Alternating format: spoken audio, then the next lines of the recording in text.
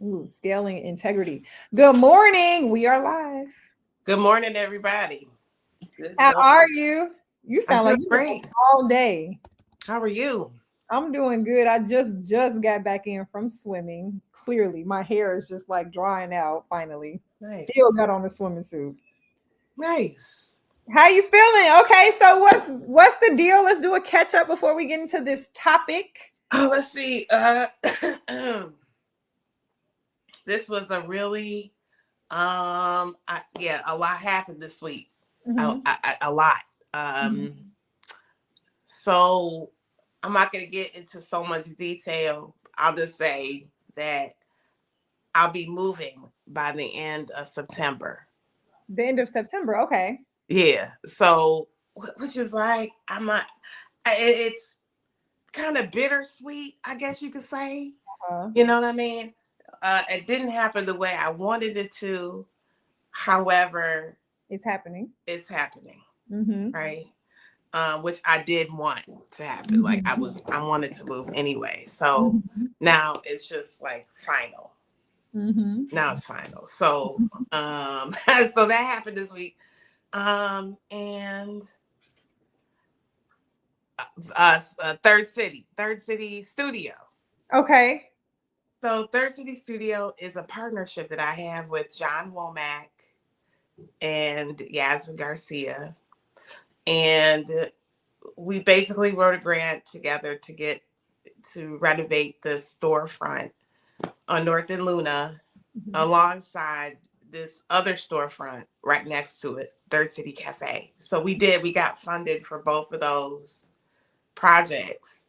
And Third City Studio is, I would say, 95% complete. And so we're starting to do like these engagement kind of sessions with people. And we're calling them launch parties, is what we're calling them, excuse me.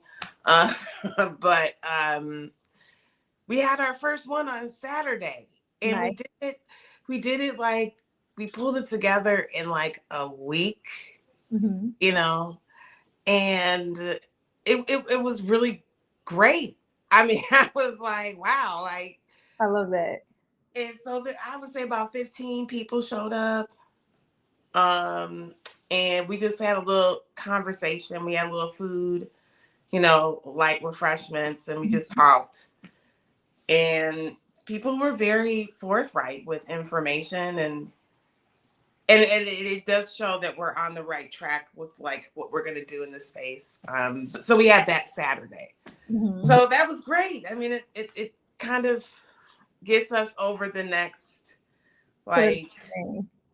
next thing. But I'll be working out of that space, and also recruiting, an executive director The space for or that. the organization. Yeah. So yeah. So it's good. Like I'm excited. I'm excited to help to craft some more corridor development, around arts and culture, because essentially is the same thing.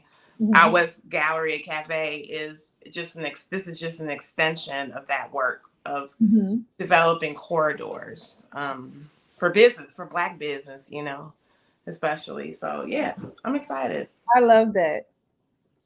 I I'm love it. I feel like for me, this week has been, I'm not gonna hold you. This last little month has actually been amazing. Within this last week, I think with me swimming on Sundays also kind of like allows a different type of workout for me because it's more like slow, like mindful too.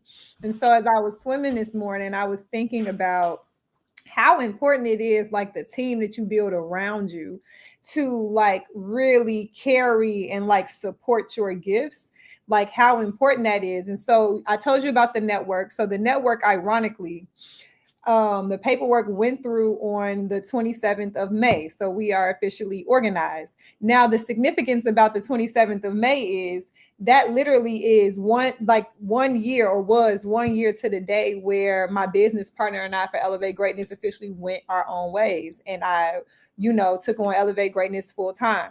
In this year, it has taken everything out of me, but the biggest thing that I knew I needed to do was build community.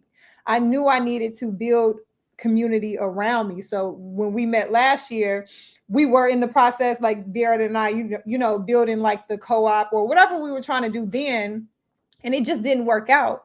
And now I understand why it didn't work out, because the breakdown of that allowed me to really appreciate what's formed now and to know that it's real and to have to see the difference. But it really clicked for me yesterday, how powerful it is, because so Lolita had an event that she organized over here on the South Side, in partnership with Extreme. I don't know the name of their organization, but the same thing that we were at last week on the West Side, me and Vera was like, man, this would be so dope. We need this on the South Side. And boom, she had done that.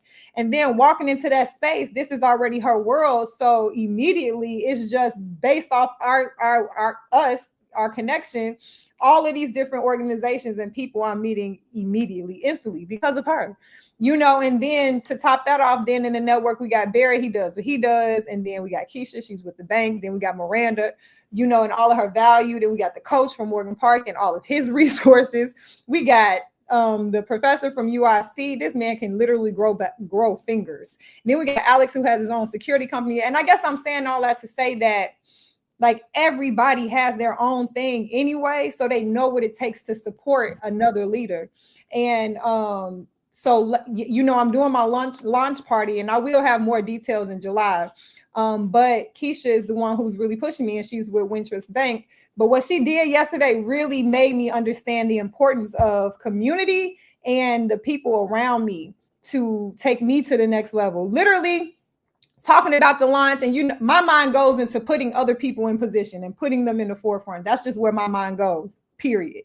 And she literally stopped me in my tracks, like, oh yeah, all of that sounds good, but we're not doing none of that. Like, this is about you. And I'm not even gonna let you, I won't even let you dream about that. Like, she literally was like, I love your passion and all of those things, and you're gonna get there. For sure you're gonna get there, but there's a method to it. And we need to follow the steps so that you can do the things that you really want to do. And when I thought about that this morning, I'm like, right, there's a method that I don't know. That's why I'm in this position. Right. And so having her and just the team around me to literally champion me, because they know I'm gonna put them first too anyway, because that's just what I do.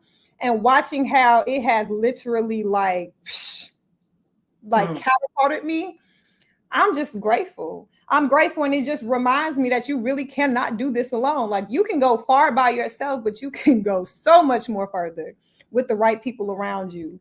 And I don't know, like, anybody who might come across this, I really want to encourage them to like build community. And I know you might be burnt out by it. You might have been, I don't know, like mistreated or burnt or crossed or whatever the case may be. But the way I see it, that just comes with it. It builds capacity. It teaches you to build capacity if you let it. But when you come around the right people, this is why you got to keep your heart open. When you come around the right people, you'll know it. So you got to trust yourself so you can know when you know it. And it's going to change your life, because I'm literally watching it happen real time for me.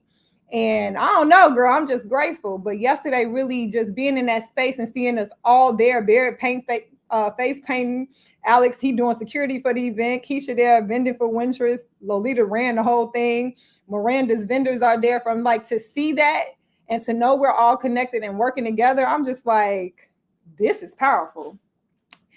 I'm just like, man, there's really no way to stop it, because we hit every single angle. You really can't stop it at all.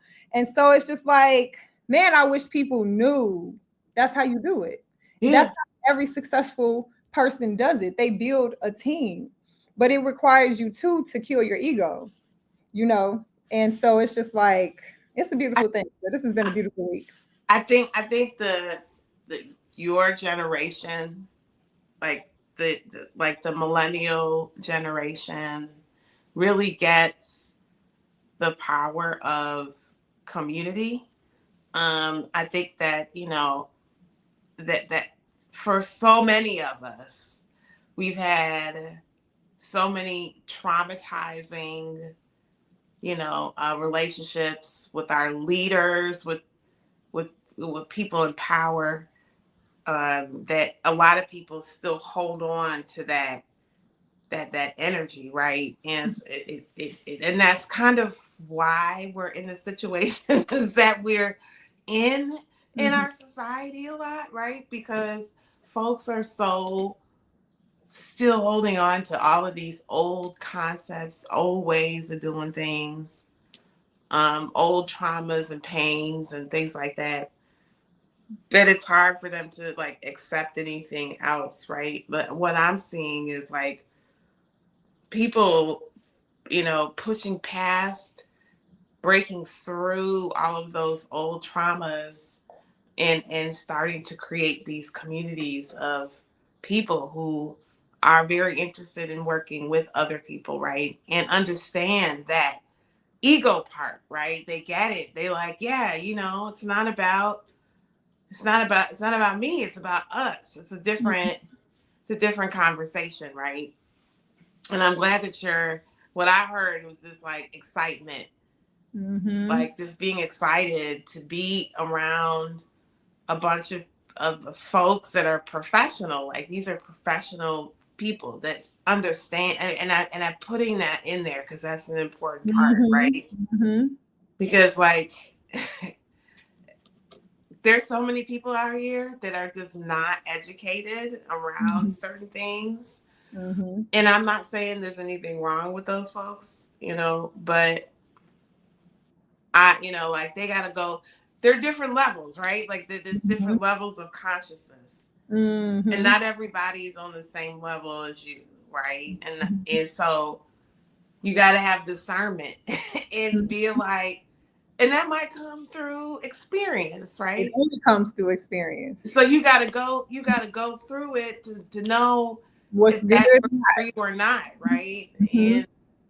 And that's the entrepreneurship part that I think a lot of people forget or don't know when they go into being an entrepreneur, Mhm. right? Because I think that's what most entrepreneurs are looking for, are people to partner with, right? Like people that they can build with. Because when you get out here, you realize that you can't do this shit by yourself. Not at You all. got to build with people. You can't do it at all by You yourself. got to build with people, girl. Like, so you got to find the right people. That's the work. That's the work. And I think the real work for ourselves is getting out of our bubbles. Yeah. Because, like, to your point, when you say, like, generationally, because I can see that then generationally, it's like, yeah, another generation have had these experiences. Then what that says to me, or one thing that I do and that I noticed, another thing I was very grateful for today is because I've had the honor of working with young people for so long. They're now adults, but they're still young, right? So they're like 22, 23. So as I watch them and I still interact with them and they still hit me up and send me ideas and they keep me young, and they keep, what they do for me also is they keep in front of me the importance of being in community with younger people. You know what I mean? And so for the older people watching this, if you have had that experience where you've been burnt, then that just means that you got to get outside of your bubble and be open to the idea of working with other people. And I know this to be true because when I was still in a space of, I want to say like a few years ago, I was still very connected to the people I taught with and the leadership of those people. So when I was building out my like plan, because I always knew I needed to create an ecosystem, it was the number 7, and I had 7 people that I had in mind who would still be amazing for it. They just didn't. That's not what they wanted. But 7 people who worked in the educational space who I thought I would build with because it just made sense. And it just did not work that way. Now I have 7 people, but completely different. I would have never even, I didn't even know these people 3 months ago. Most of them outside of Barrett, literally all of them outside of Barrett, I did not know 3 months ago. So though the vision was correct in that there were 7, who I thought those 7 would be, like, I learned that you just can't be married to every part of the vision. Like Yeah. the structure, concrete part, you can be married to that, but how that happens and what it looks like and who fits in those roles, you got to be flexible because it's probably not, most likely it won't be who you thought it was going to be. Mm-hmm. And so I think for older people, like, I don't know, you could, waste is how I see it, energy focused on where you may have been burnt, or you could take that same energy and you can focus on connecting with people who are doing that stuff, who's doing what you see them doing. And that's just really what it comes down to, because like I said, this week has shown me that it just makes a world of difference. Like, because they also show me too. You know what I'm saying? So they're showing me real time, which, and me being the person that I am, once I see me, I'm going to deal with me. So now in my own growth, it's like crazy. I'm the most productive. You know what I'm saying? Which is just, I don't know, girl. I can go on and on. I'm just extremely excited. I want to push people to really be in community and build intentionally that way. So now, as we talk about the launch that I have in July, initially I was like, dang, can I do it? Like, you know, all the thoughts. But then Keisha was like, and you have the network. So on Monday, we have our meeting tomorrow. On Monday, we're going to bring it to the network. This is why we're in community. So now we're all going to help you with this launch, and we're going to all put resources behind it to make it a success. And I'm like, that takes so much stress and anxiety and all of those things off of me, because right, it's not about, it's not just me, it's a team. And so now I'm in a space of learning to operate like that, you know, which is an amazing thing to have to grow into, because it's like, right, you know, right. It's amazing. It's amazing. And then it's like we all know our lanes, because everybody is a leader in their space. So when we come together and they're in their pocket, they're in their zone, we all know how to fall back and let them be in their zone. You know what I'm saying? And that's what makes it powerful. We know how to fall back, let them lead. And then when we're in our zone, they know how to fall back and do the same thing. And it's just interchangeable. That makes this shit unstoppable. Yeah. So it's just like, man. That's dope. Yeah. I'm loving the just the energy that I'm feeling. Man. From, you know, it's like it's there's so much action and power behind it, right? What I'm really hearing. That's really dope. That's like very powerful group of people are supporting you on every aspect of your work, right?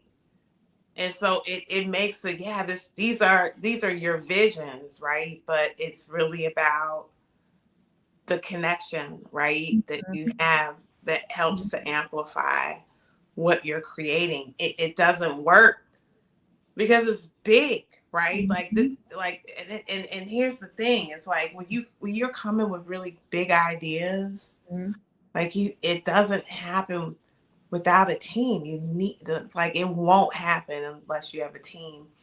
And in order for you to get a team, you have to share. So you got to be vulnerable.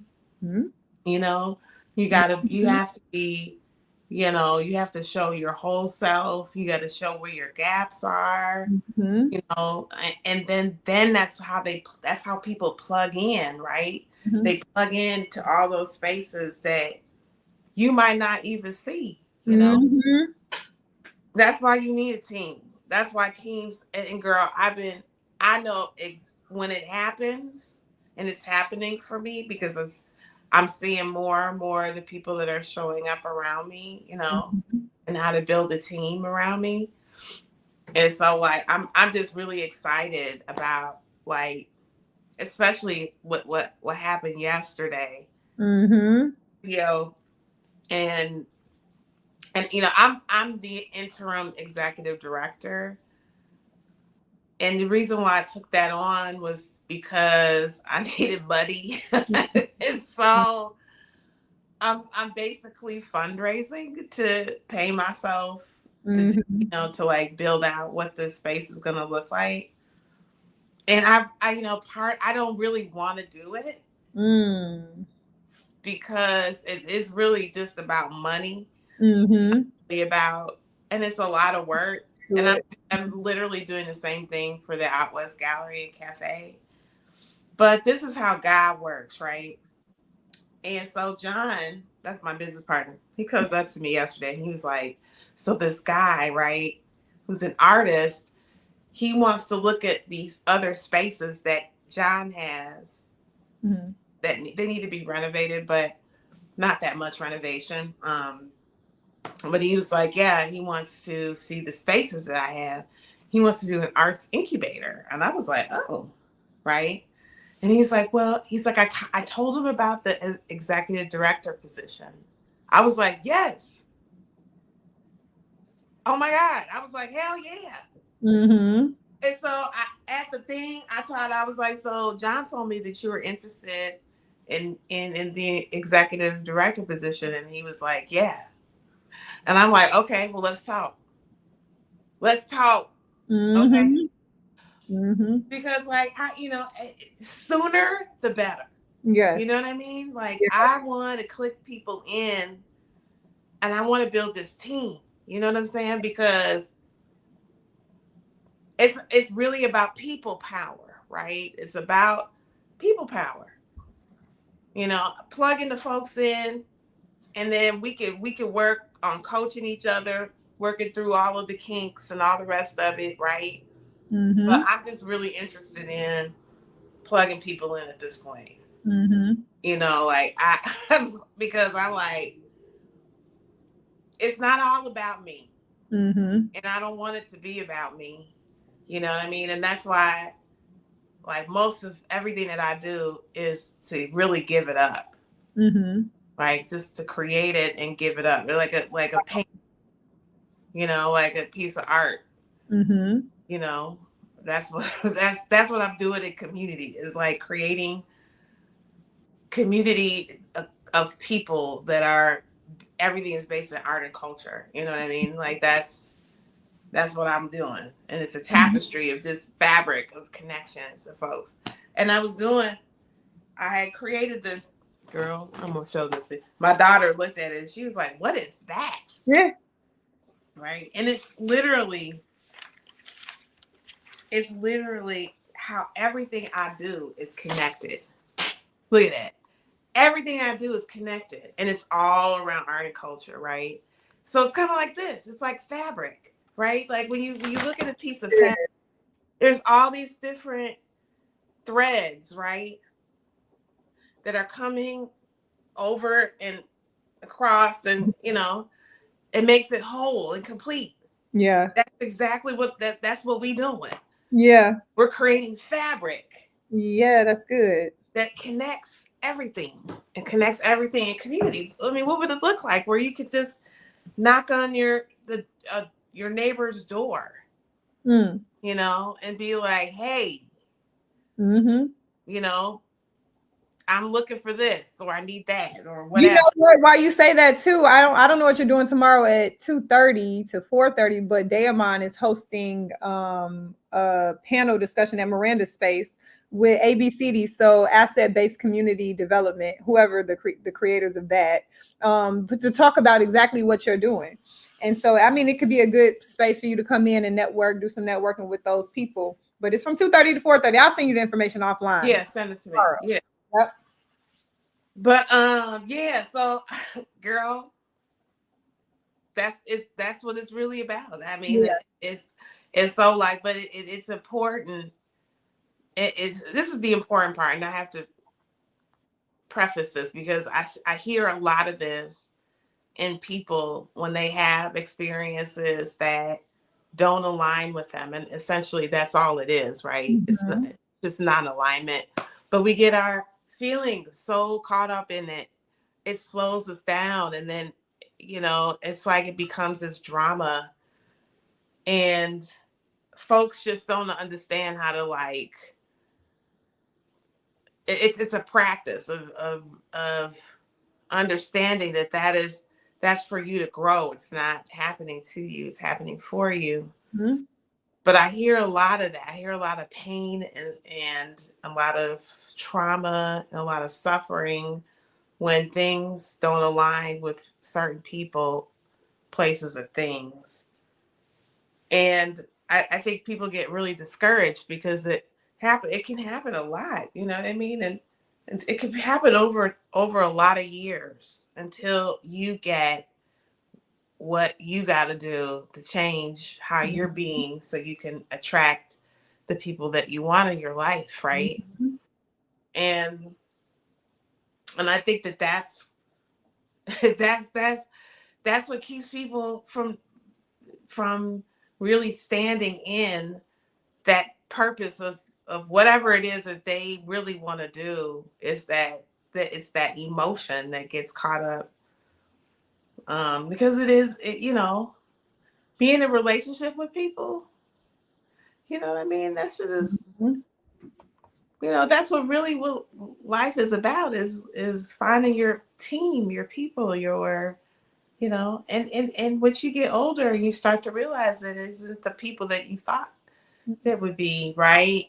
And that's why so many people get upset because they like, oh, you know, I tried to work with this person and it didn't work, you know. And it's like, okay, well, shit, keep on moving. What do you Going, yes, keep like? going. It doesn't mean that you don't love that person. Okay, let's be clear. Like, I love my family. You know what I mean? I don't get along. Well, I wouldn't say that. I would say that I had to put people in certain places, categories. I have to have certain boundaries with certain people, right? I think that it takes people to get a little used to, Mm-hmm. because when I made those changes, it was kind of startling for some people, Mm-hmm.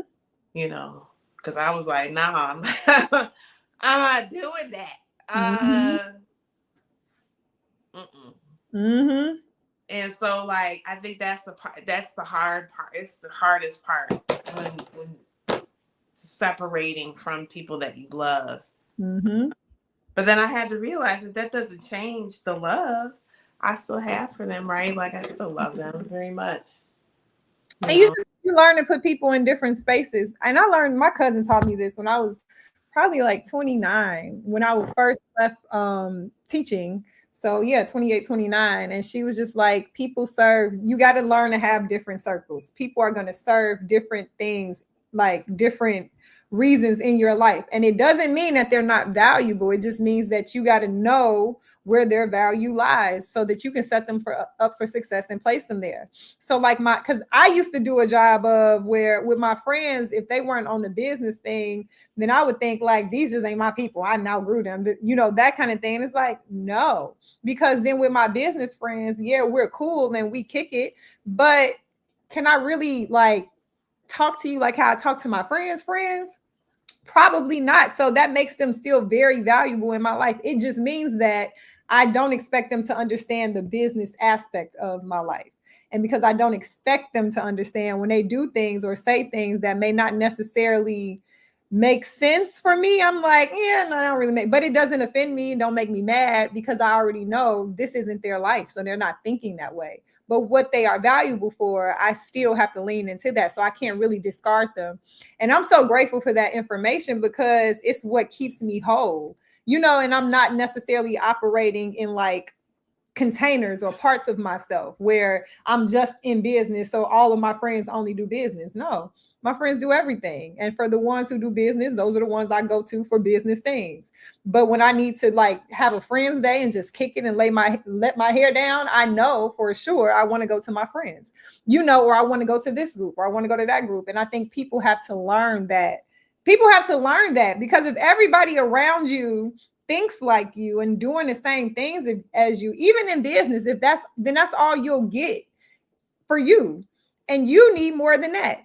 You know what I'm saying? And so it's like, yeah, that is, shout out to Latanya. Shout out to her because she gave me that and I never dropped it. And so I just have my friends and like the people in my life in containers. And I know where to go when I need what. And and I'm sure they do the same for me. So they know I may not be present every day or kicking it every day, but they're gonna hit me up for a birthday or a big event or a family event. They know I'm a slide.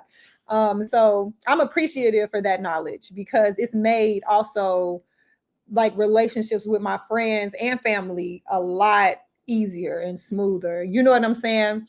It's made the transition smoother. Like yesterday, Lolita had the event, so I did business first, right? Which still feels good because I love them, so it's like kicking it. But then my family had an event too, and so then I was able to go be with my family and just do that, and that was amazing to have like the balance in the day, you know. And so I like that not everybody is going to serve me the same because it gives me an opportunity to experience a different thing in me. Yeah, exactly. We're very multifaceted people. And I think that, I think that by having a multitude of different like people in your life that serve Mhm. different parts of you, I think that You gotta have it. you gotta have it, right? I think that's very dynamic. I don't think I think that most people limit themselves inside of relationships, right? And they don't see how you can have a lot of friends, right? Like a lot, like I have a lot. I know a lot of people, right? Like Mhm. I have a lot of people. I just, I might see them a couple of times a year. You know what I mean? I might see them like, like quarterly. I might see them.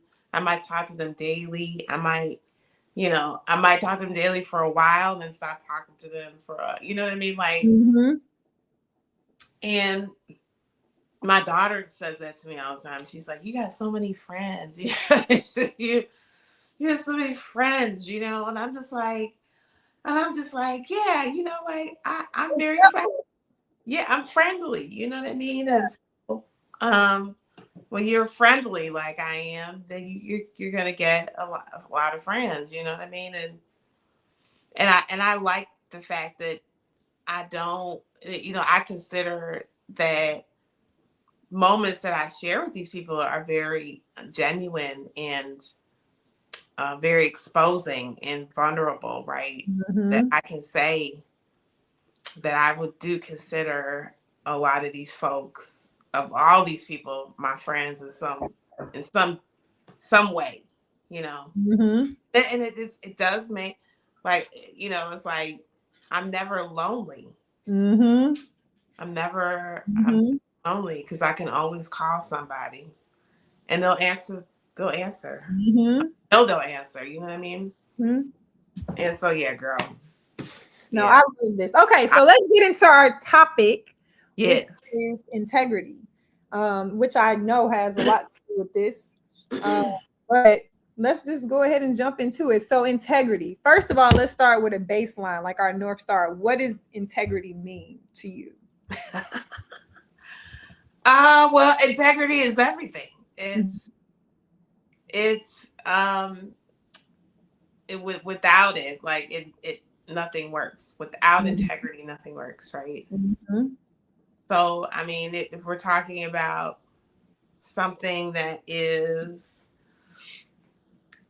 something that is like a thing, like if, I always use like a wheel Mhm. as an example, a thing, Mhm. but if a spoke is missing in a wheel, it's not going to ride right, Mhm. right? Like Mhm.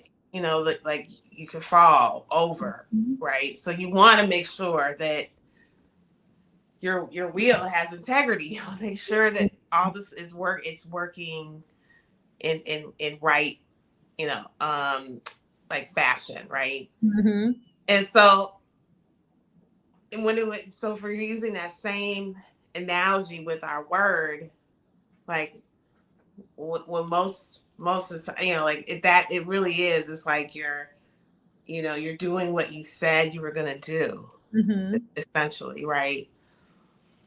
And I mean, it's really deep, and there's parts of there's a lot more that goes into it, right? Because Mhm. like doing what you said you're gonna do also means that if you're telling somebody to do something, you're gonna do something, you got to be really clear about what that is, like Mhm.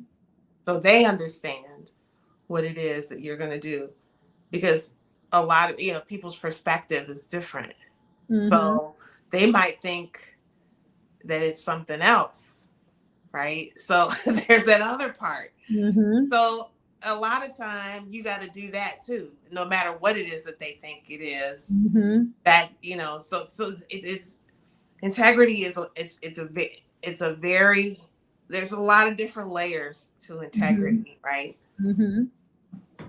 And so like I think for most of us, you know, our integrity is always out. Mm. Like because most of the time you don't do what you say you're gonna do Mhm. when you're gonna do it. Mhm. and the other person has a different perspective about what that is, and you got to do that too, right? Like, so our integrity is always out. And I think that that's the part where it gets muddled, right? Like, and that's I think that's why we have a lot of issues with communication, because I mean, it essentially, if you have right communication, and you know, and you're being your word, that means that people trust you, right? Like, they trust what you say you're gonna do, you know, which is like everything. You know, it's everything. You want people to trust you. You want people to trust your word, you know, because if people don't, then you ain't gonna get nowhere. Yeah, that's a fact. You know what I mean? So That's a fact. that's what I'm saying. So integrity is more than just the word integrity. It's more than just. It's really about what do you do when it's out. What do you do? Like, because when you're up to big things in life, your integrity is going to be out all the damn time, like all the time. My integrity is always out. Is it? I can make a list. Oh God, girl, yeah, always. I always find some. Oh yeah, I always find some, and it's something simple. Like, I said I was going to text you back this day and time, and I haven't. That's you're out. If I said I'm gonna do something and I didn't do it, you know, like, it's that simple. That makes sense, because see, for me, my definition of integrity is a little different.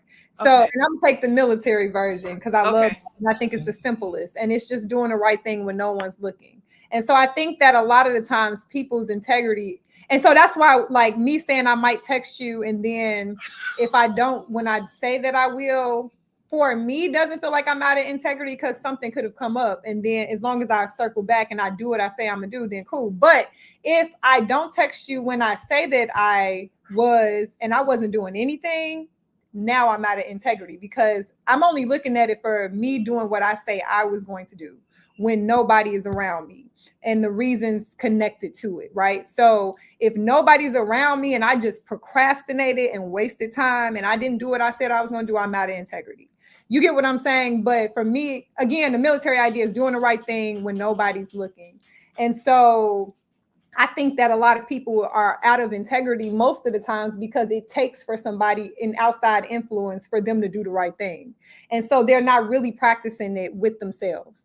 They're not really holding themselves accountable to the words and promises that they make to themselves. And when you're not doing that, then yeah, you out of integrity. So that's how I see it, you know, because life happens, like things come up. And I think integrity is such a big word for me. I would hate to put the pressure of holding myself to something when something outside of me happens. I would hate to connect that to me being out of integrity.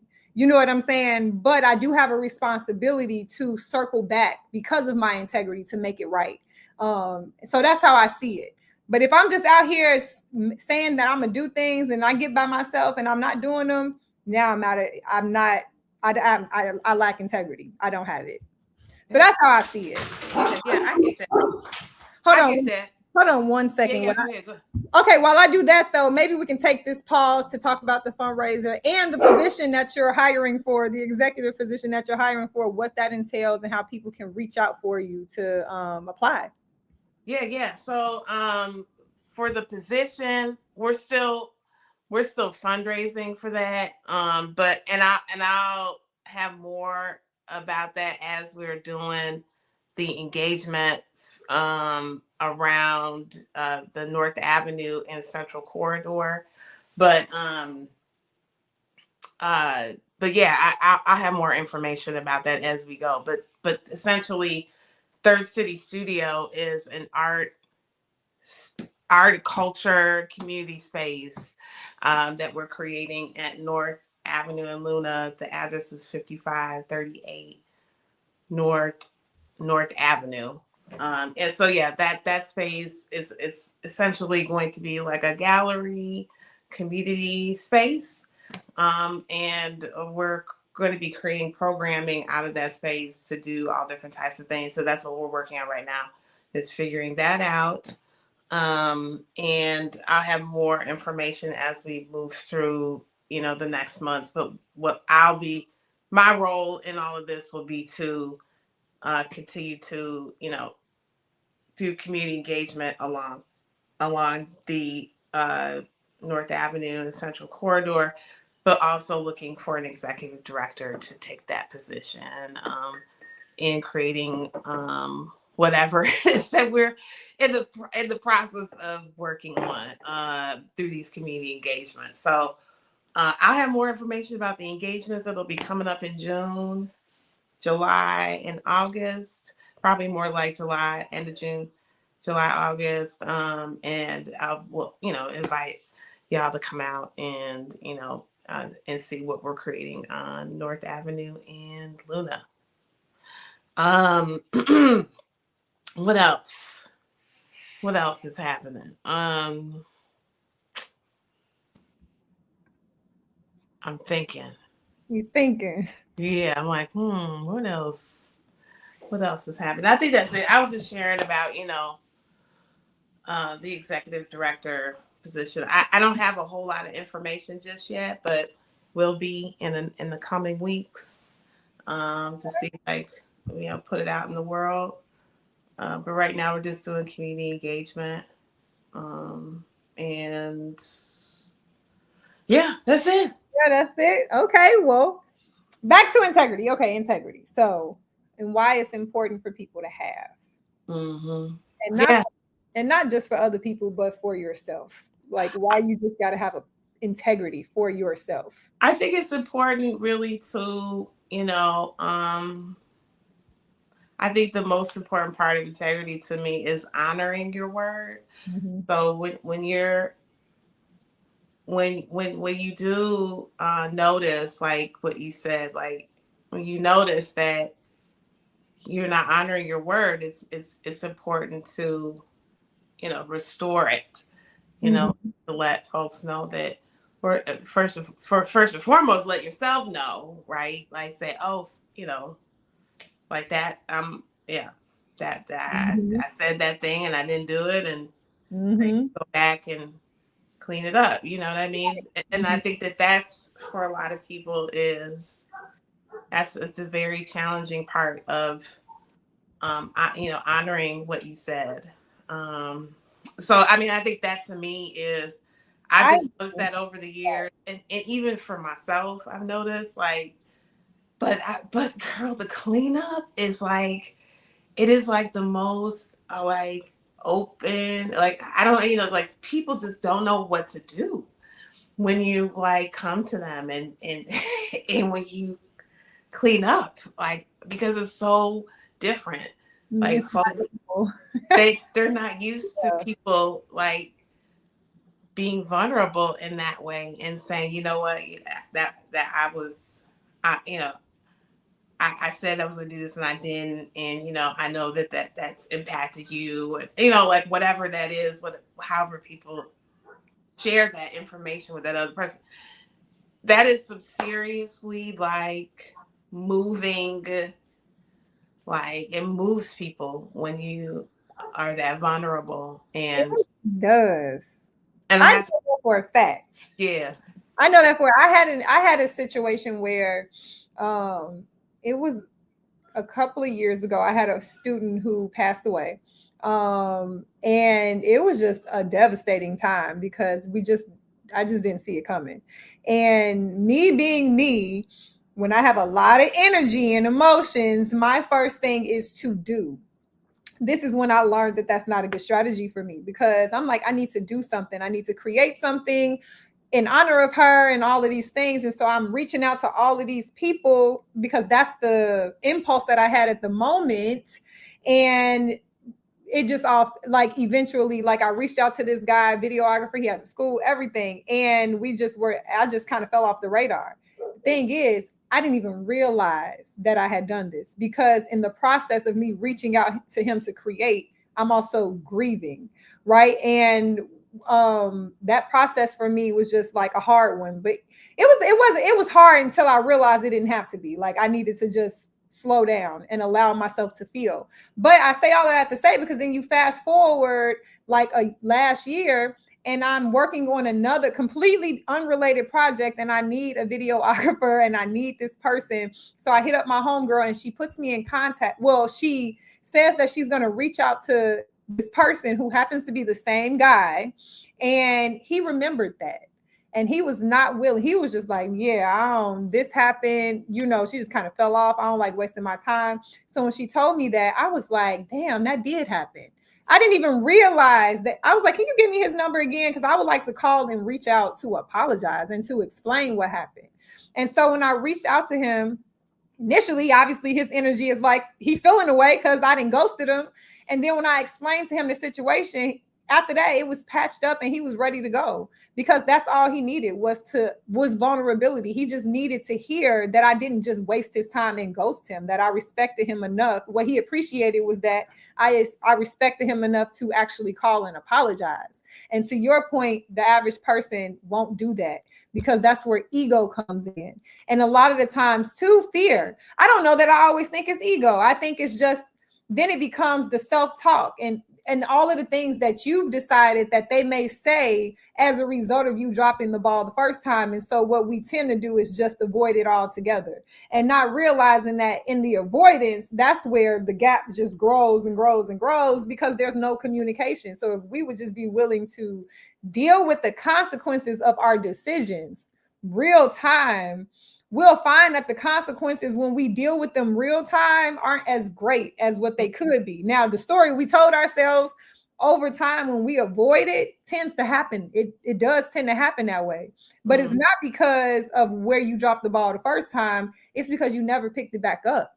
You know what I mean? And so it's like, yeah, being able to come back and make it right is such an important part of integrity, being in integrity. Because again, life happens and things come and they go, and it's a lot of stuff that happens outside of us that we can't control. But what we can control is how we handle people after life or whatever the case, and how we make it right. And one of my teachers used to tell me that it's not so much about the mistakes that you make, but what you do after it, directly after it, is really what matters the most, you know. And people don't forget that. So I was so grateful that that actually happened, and I was able to see real time, like I had a decision to make. I was going to either let him feel his way, because I could have felt like I was valid in what I felt, you know, and I could have let him just be that way and got another video. It's 1,000 videographers in the world, but it's important. It was important to me to rectify that. And at least even if he didn't agree or accept the apology, it was important for me to hold myself accountable to have that conversation, you know? I think that that was a great, first of all, that was a great story.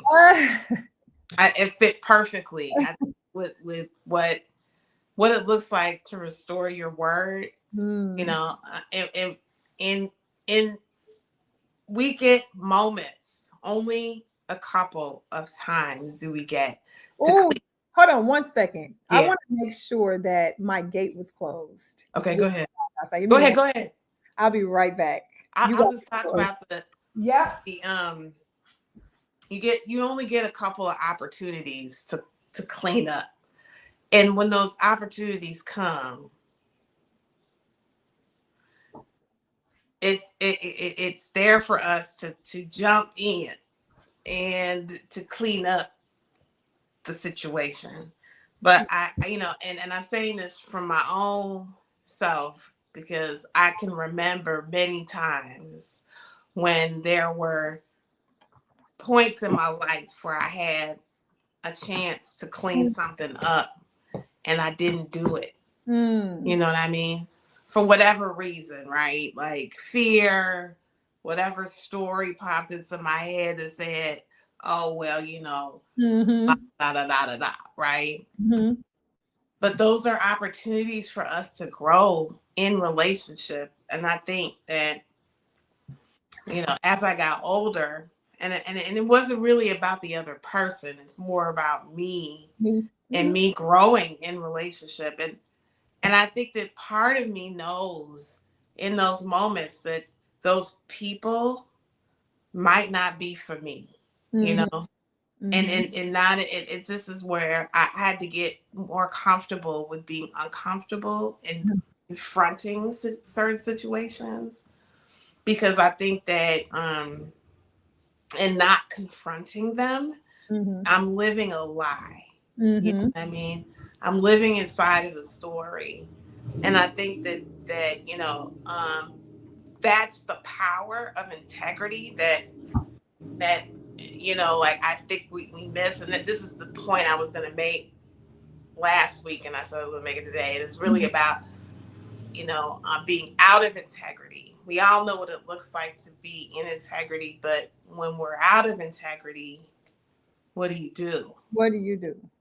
And I think that that's the hardest part, is the confronting, like the like actually confronting when I have made a mistake, you know, and but that's human, like that, like that's a human part of us.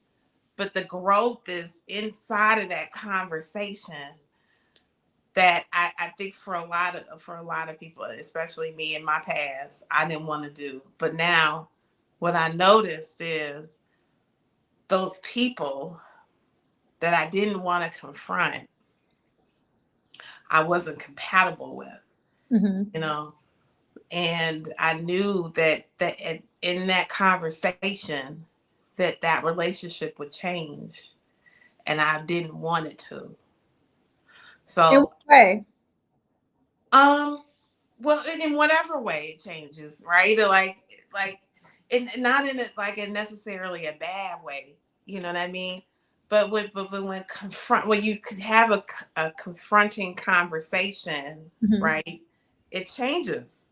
Mm-hmm. It changes the relationship, Mm-hmm. And I think for I didn't want the relationship to change. You Mm-hmm. know what I mean? I wanted to keep it the way it was. You wanted to control the narrative. I wanted to control it's manipulation is what that is, because I'm withholding. The truth. Right. I'm withholding. Mm-hmm. I'm not saying what's really there.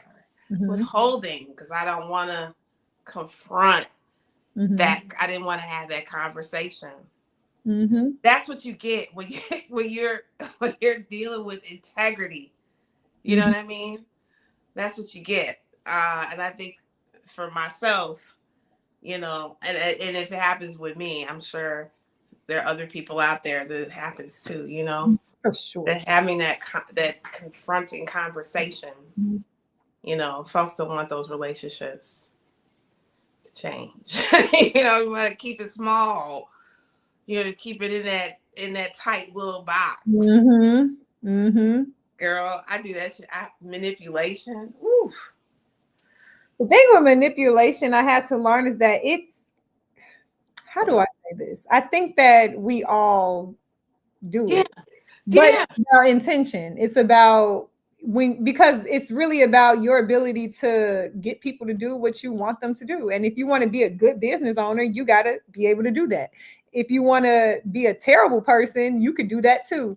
So I think it comes down to, intention. And I'm learning to not look at manipulation so badly because it can go both ways.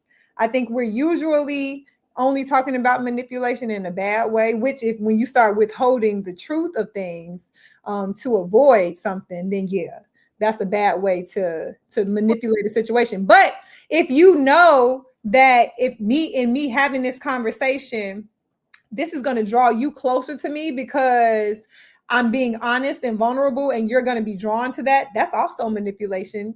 Could be a form of it too, but my intentions are good at that time. So this is what I want to happen. So it matters. It depends to me. Yeah, well, I think that we have to take the word good and bad out of it, Mm-hmm.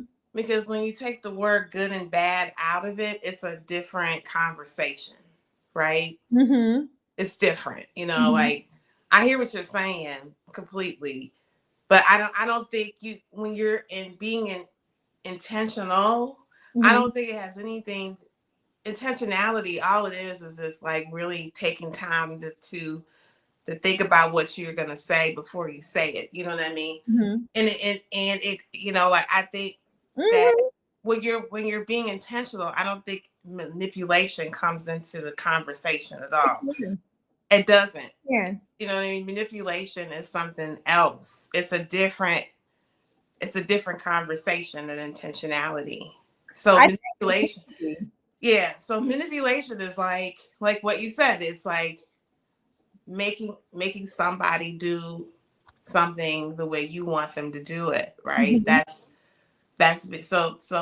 so withholding information is like a form of manipulation, right? Like, But and I I can think also not withhold information and be completely honest and know, and be honest because I know what it's going to do for the situation. I know how to manipulate the situation to get the outcome that I right, want.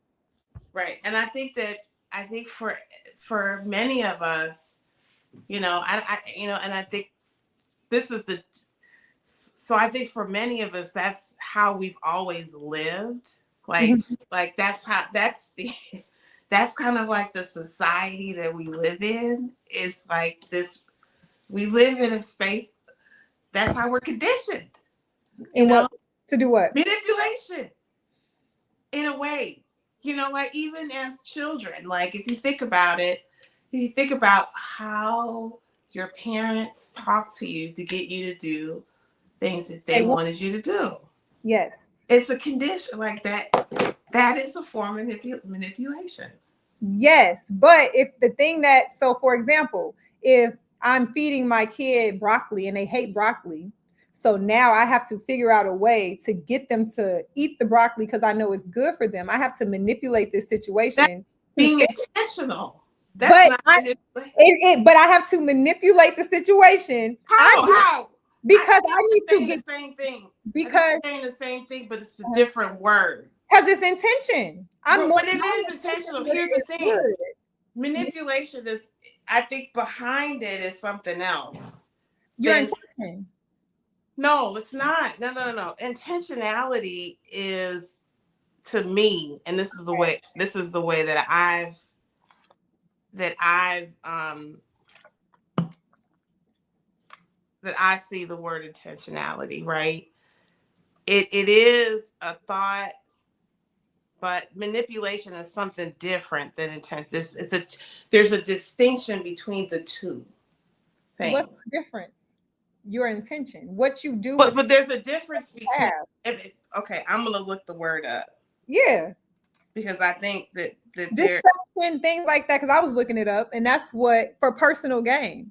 So the manipulator's primary motivation is to typically benefit themselves, often at the expense of the victim. Right, that's what That I'm is saying. the So, negative. That's how it's generally used. well, wait, But wait, if I but want to, let me see. go ahead, go ahead. I love this. Let's do this because I'm going to say, what does it mean to manipulate a situation? What does it mean?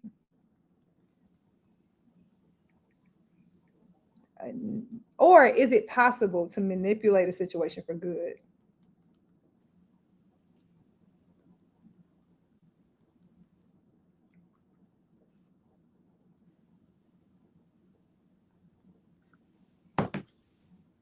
A situation for good.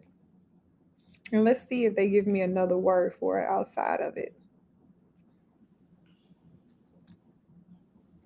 At its core, manipulation simply means to influence or manage skillfully.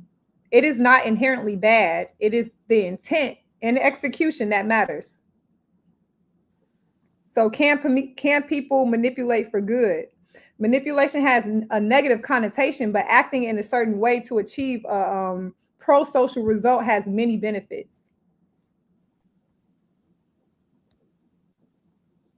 Uh, is there a word for positive manipulation? While manipulation generally has negative connotations, there isn't a single perfect word to describe positive influence or skillful guidance. Because it really just boils down to how you choose to use your influence. So if you manipulate a situation to cause harm, then yeah. But if you manipulate a situation, because even think about it, think about our community and in community organizing. most people don't know what's best for them because they've been manipulated to believe something else. So, in order to get our community involved in what's going on, we can't just straightforward say, hey, look at this. They're doing X, Y, and Z. We have to figure out how to manipulate the situation for them to see it for the way that we see it so that they can get active. And the only difference for me is the intention. So, do I feel bad for making you believe this thing because I have to deliver it a certain way for you to see it? No, because my heart, I know it's for a greater good. But I did have to manipulate this situation to get you here. And I think from me learning that, it allowed me to accept my gifts because I know how to talk to people. You know what I mean? To make it do what I think. So for me, that's what I think. Okay, so that's what do you think? I hear what you're saying. I think we're saying the same thing. You know what I mean? I think that what I'm basically saying is like there's a distinction between the two, Mhm. and there is, right? Like, and I think that I don't. I think when I say intentionality, I think if it is a more of a state of being rather than um um like I mean it's that's the difference between intention and manipulation. That's how I see the difference. Manipulation is more of like a um kind I of action, you know what I mean? So yeah, I see if they're just distinctly different. That's how I see it. I know. I'm now you got me on a roll because I'm like, I need to look this up. So now it's saying manipulation involves intentionality, influencing another's thoughts or actions, often to a person's own benefit. While good intentions is a desire to act in a way that benefits others or achieves a desired outcome without the intent to deceive or exploit. I'm sorry. Can you say it one more time? I'm sorry. I just got a text. I'm Oh sorry. no worries. And we can have this conversation offline, honestly. But yes, I hear what you're saying. I hear what you're saying.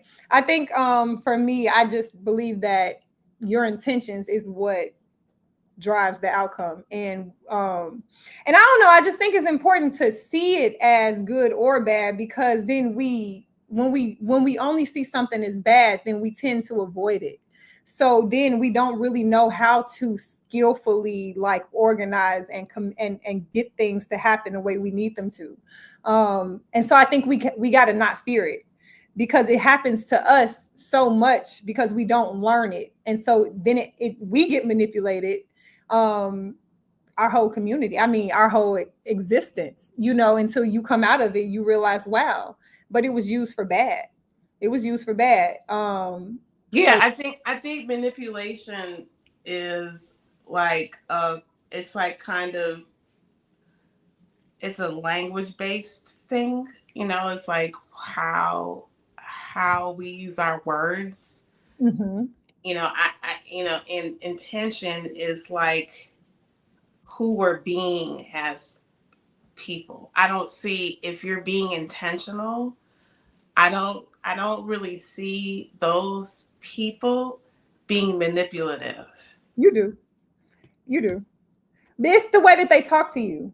So it's if I'm talking to a situation, when I think about my kids immediately, or when I think about the work that I do with adults specifically, the ones who are very educated, the ones who are are degreed up, who feel like they have the answers. When I go into the space immediately, I know what I'm doing. I'm going to the way I'm behaving is to manipulate the situation for sure, but not because I want you to feel bad or to hurt you at the end. It's because I know that if I directly told you what you're going to discover at the end of this, then you wouldn't receive it. So I have to manipulate it. I have to do so that you can be put into a position to get it for yourself. And so for me, that's how I directly related to my work. It's the same thing with the kids. Yeah, My kids, I don't see it that way. I think that's you're fair. being intentional, and I think that I mean, this is just my opinion. I think you're being intentional and not and using your words with intention to get people to see who they are rather than manipulating them into convincing them to do something, because I think that those are two distinct things. When like convincing and manipulating folks, it's a different distinction rather than being intentional to get them to see who they are. Like you being intentional. So that's what I'm saying. It's like it's too. That's how I see it. No, I hear you, but to me, it's the same thing because they still have to choose.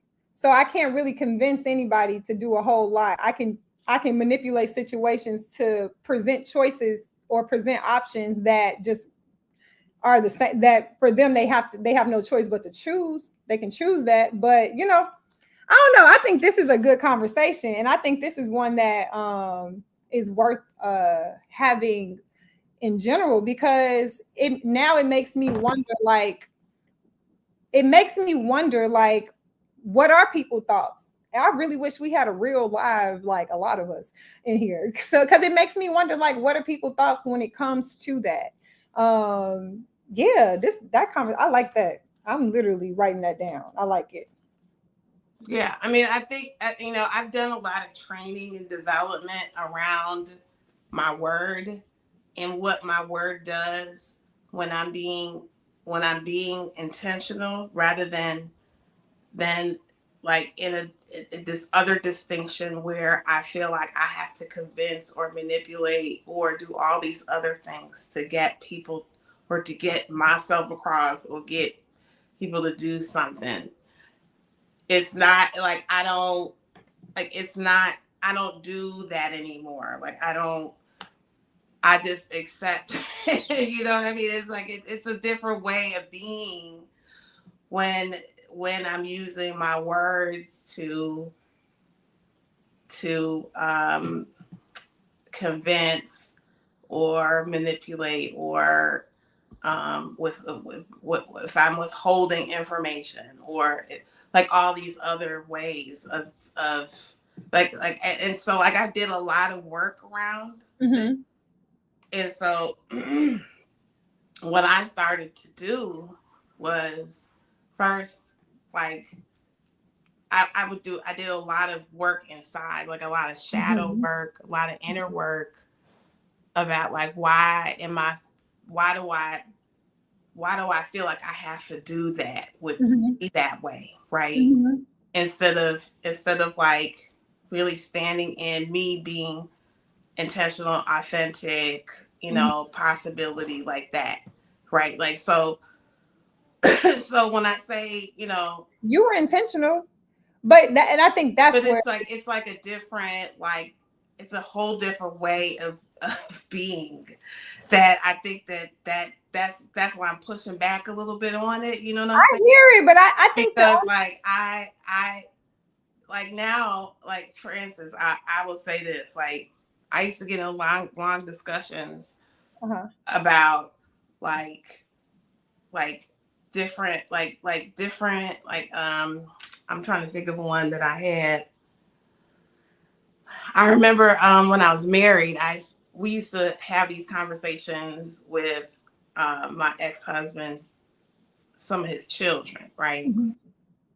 And it was like a power play, right? Like, and we would be there for hours and hours, and it was like literally like talking to them for hours, right? And I didn't understand it. Like I just didn't get it, right? But later on in life, I got it. I was like, we were really trying to force them and push them into and convince them into like what we were thinking, what we thought. And even using some words and manipulation to get them to, and they just push back, right? And so when I shifted into like being a whole different person, right? And really being intentional about being my word, about listening, like it shifted the conversation. where now it's not about doing these things, right? It's about being this way, right? And because of that, I get a completely different response from Yes. people, right?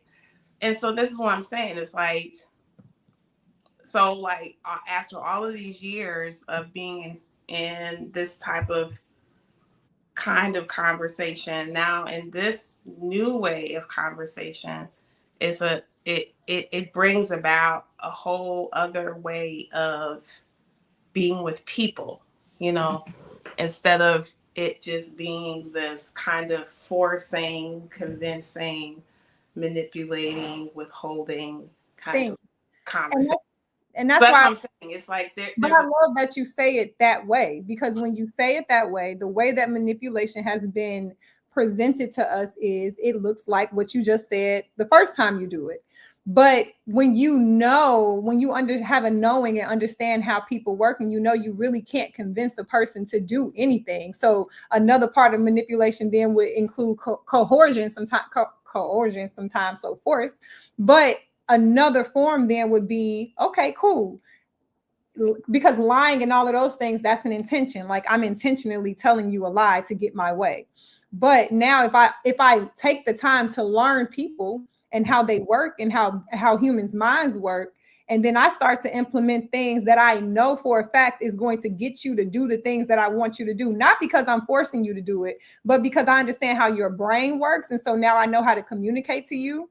And I know that telling the truth and accepting accountability is something that average people don't do. So now I know when I go into a space, if I just own something where I drop the ball, I know for a fact 9 times out of 10, you're going to love me forever for it. So is that a form of, now it just so also happens to be that that's just who I am. I'm going to do that anyway. So when you say a form of being, like, yeah, I get that. It's just not in me to lie to somebody to get my way, like going out of my way to tell you a lie. Now I may take you a different way to get to the result, but I'm not going to lie to you. I don't have to do that because my intention is not to hurt you. I want to be truthful and transparent, but I also understand and know, because I study people, what that does. And so that is a form of manipulation in my book, but it's not bad because everybody's going to win here. But I think the way that we have historically been presented, it has been all of the things that you said. So yeah, any other form of skillfully getting people to do what you want, it feels like it would be something different, like a more positive word, but it's not in my book. In my book, it's the same thing, but I just know another way. And telling the truth can manipulate a situation in a lot of different ways. Now, why most people might not choose to do that is it's hard. It's hard to tell the truth because you think of the outcomes and all of the other things that can happen. So you do feel like, oh, let me go in and lie a little bit. But then your intentions, like how you started that, makes it bad, makes it bad. I don't know, that's how I like this. I love this actually, because you're also making me think about this conversation in a completely different way now. But I love that. I well, love I that. think I we got to come back to this. We have to, I because I think love this. I think that we've been fed a box of shit when For it sure. when it comes to communication. So For I think that, you know, and this is the, I think, the challenging part of um, communication, right? Because we were talking about integrity, and integrity really has a lot to do with the communication that we have with ourselves, and Mhm. then in turn the communication that we have outside of ourselves, right? And I think the intentionality is something, it kind of like in the same vein, right? Like it is something that really starts within.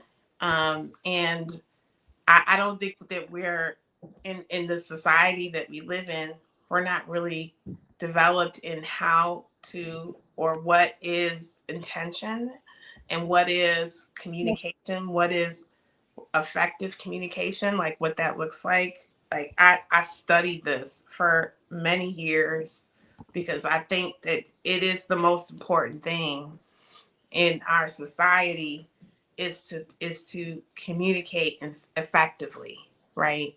So our point gets across to somebody, and then their point gets across to us. Like that, I think is the most important thing.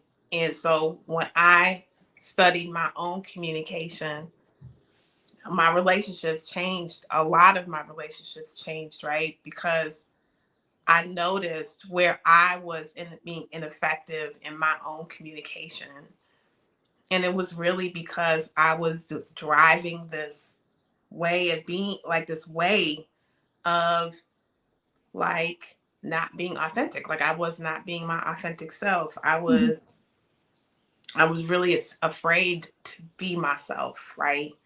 And I think that that is a lot of what like a lot of like our suffering in our life is because I wanted certain people to be in my life, even though it wasn't compatible, they weren't compatible. You know, I wanted them in my life because it fulfilled that part of me. It was like there was a payoff that I got from it. You know what I mean? But once I started to see that through this training that it wasn't that wasn't what I really wanted, you know. I didn't really want that. It was just some story that I created in my head around it, you know what I mean? So that's when I started to become more effective in my communication. That's when I started asking more questions. It's when I started to really look at how I'm being, you know, like where I'm standing, like what is the intention that I'm bringing to the conversation, you know. That's because of all of the inner work I did and started to see what I was saying to myself. Because ultimately, what you say to yourself is what you're saying to the people around you, you know. So, you know, I had to be really clear about it. So, yeah, I mean, so that old way of being it still shows up here and there. You know what I mean? Because it is part of me because I've lived that way for so long. However, now, you know, like now I see like another path when it comes to communication, right? And it's really about creation. It's about being able to create within conversation. And when I was withholding and being manipulative, and fencing and all the rest of those other forms of communication, when I was doing that, it didn't create anything. It wasn't in the space of creation, because that I have to. It's a whole different whole nother thing. You know what I mean? Like, so what happens when you tell the truth? And here, I guess this is my mindset, because I know that the average person doesn't feel seen, heard, valued, those things. So for me, as my way of being in general, I mean, I've always been this way, but now when I see it strategically and why it lands the way that it does, if you decide to use honesty, vulnerability, transparency, and truth as a tool to then go into spaces, and then they're going to still work out that way, or whatever the case may be, because those are tools as well. So yeah, lying is a tool, and withholding, those are all things that you can do. Those are tools in your toolbox, but also telling the truth. And I think where it can become, for me, manipulation, and where I can accept the term, is because there was a point where I just showed up as that way. Honesty, gonna tell the truth, be vulnerable. I'm gonna accept accountability. I'm gonna have these comments. I was gonna do that as a way of being anyway, which is why talking to the dude, once old girl hit me, I'm like, oh yeah, I need to. At that point, I'm just looking to make it right. But what it showed me was that people are so used to people not making it right, that if I did this more intent, like if I did this moving forward, if I just kept at this, which I'm gonna do anyway, this is what it's going to give me. This is what it builds with other people. So now going in, I know for a fact, I know how to manipulate certain situations using different tools. I'm just going to keep being honest. I'm just going to keep telling the truth. I'm going to keep giving you all of the things you're not used to. And what that's going to do for you is it's going to build trust because you're not used to people showing up that way. But I know, and so maybe the difference is the knowing what your actions do and then strategically utilizing them. You get what I'm saying? But then that still goes back down to intention. Like I'm just not going to I'm not going to use this skill to hurt people. So I'm not going to go in and I'm not going to lie. I'm not going to withhold information because I'm afraid of the outcome. I'm going to be very honest with you, but I'm also very aware what that honesty does for you. You trust me. I'm going to be very vulnerable with you because I know what that's doing for you. You're going to trust me. It's going to open the door for you to be vulnerable with me. And the only way for me to get the outcome that I need in this is for you to do those things. And I know you're not going to do those things up front because you're not.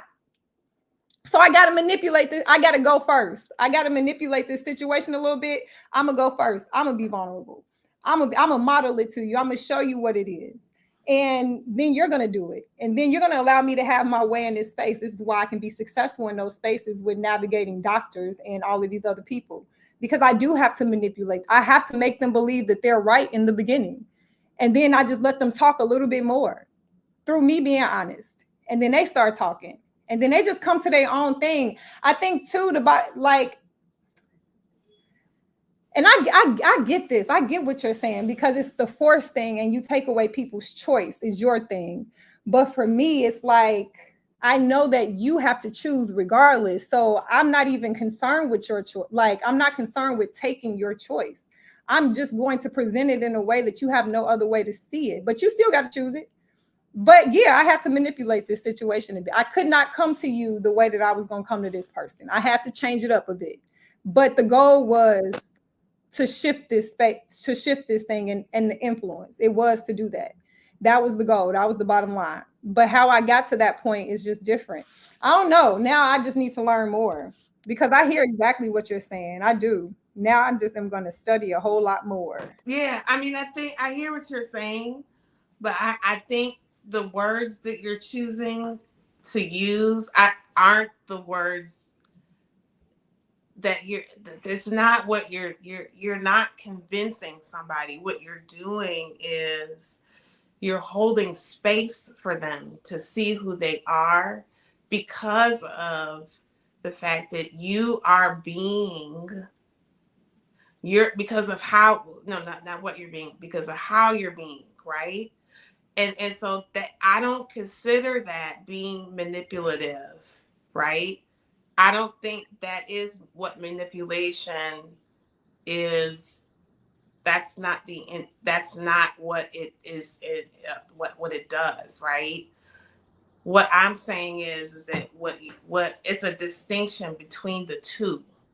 Holding space for somebody to see who they are is different than convincing somebody or manipulating them or forcing them into something. And There's a difference. The difference into it is like the thing that makes it manipulation when I'm going in, I'm manipulating this space and it's on purpose. It's strategic. I'm planning to do it. But that's intention. That's not. And that's all I'm saying is the difference. But that's not manipulation. That's what I'm saying. I see the difference in it. There's a difference because you're going into the conversation clear. It's different. I'll just say that much. But you got to go into the conversation clear to manipulate. It's a strategy regardless. But there's a difference between. Okay, I will stop here because I love this, but I know. But there's a difference between what you just said. There's a distinction between the two because it is. There's a distinction between the two. It's less about you, right? And more about them. Manipulation has more to do with you and less with them, right? I think that's the point. It's like I see what you're saying. When your intention is about like like like seeing how you have impacted somebody else, because that's how it really started with that conversation with that guy, right? Like your friend told you, right, that he said these things. So you were able to see the impact that you had on him. And so because of that, you were like, wait a minute, I don't want to be like that in the world, right? I don't want that conversation out there in the world, because this is what was happening with me at that time, right? Now, then you created an intention to go and have a conversation with this person, right? Now, the way that you were being is what shifted for you, right? You shifted into this other person, right? Now you could have, when your friend told you that, you could have been like, fuck it, I don't give a fuck that nigga. Went wrong and did something else, right? But your word is important to you, right? And how you see yourself in the world, how people see you is important to you, right? So that's what I'm saying. There's a distinction between like who you're being in the world and like just continuing to create the same like life. Yeah. You know what I mean? Because it was really about your choice. Yeah. You chose. Yeah.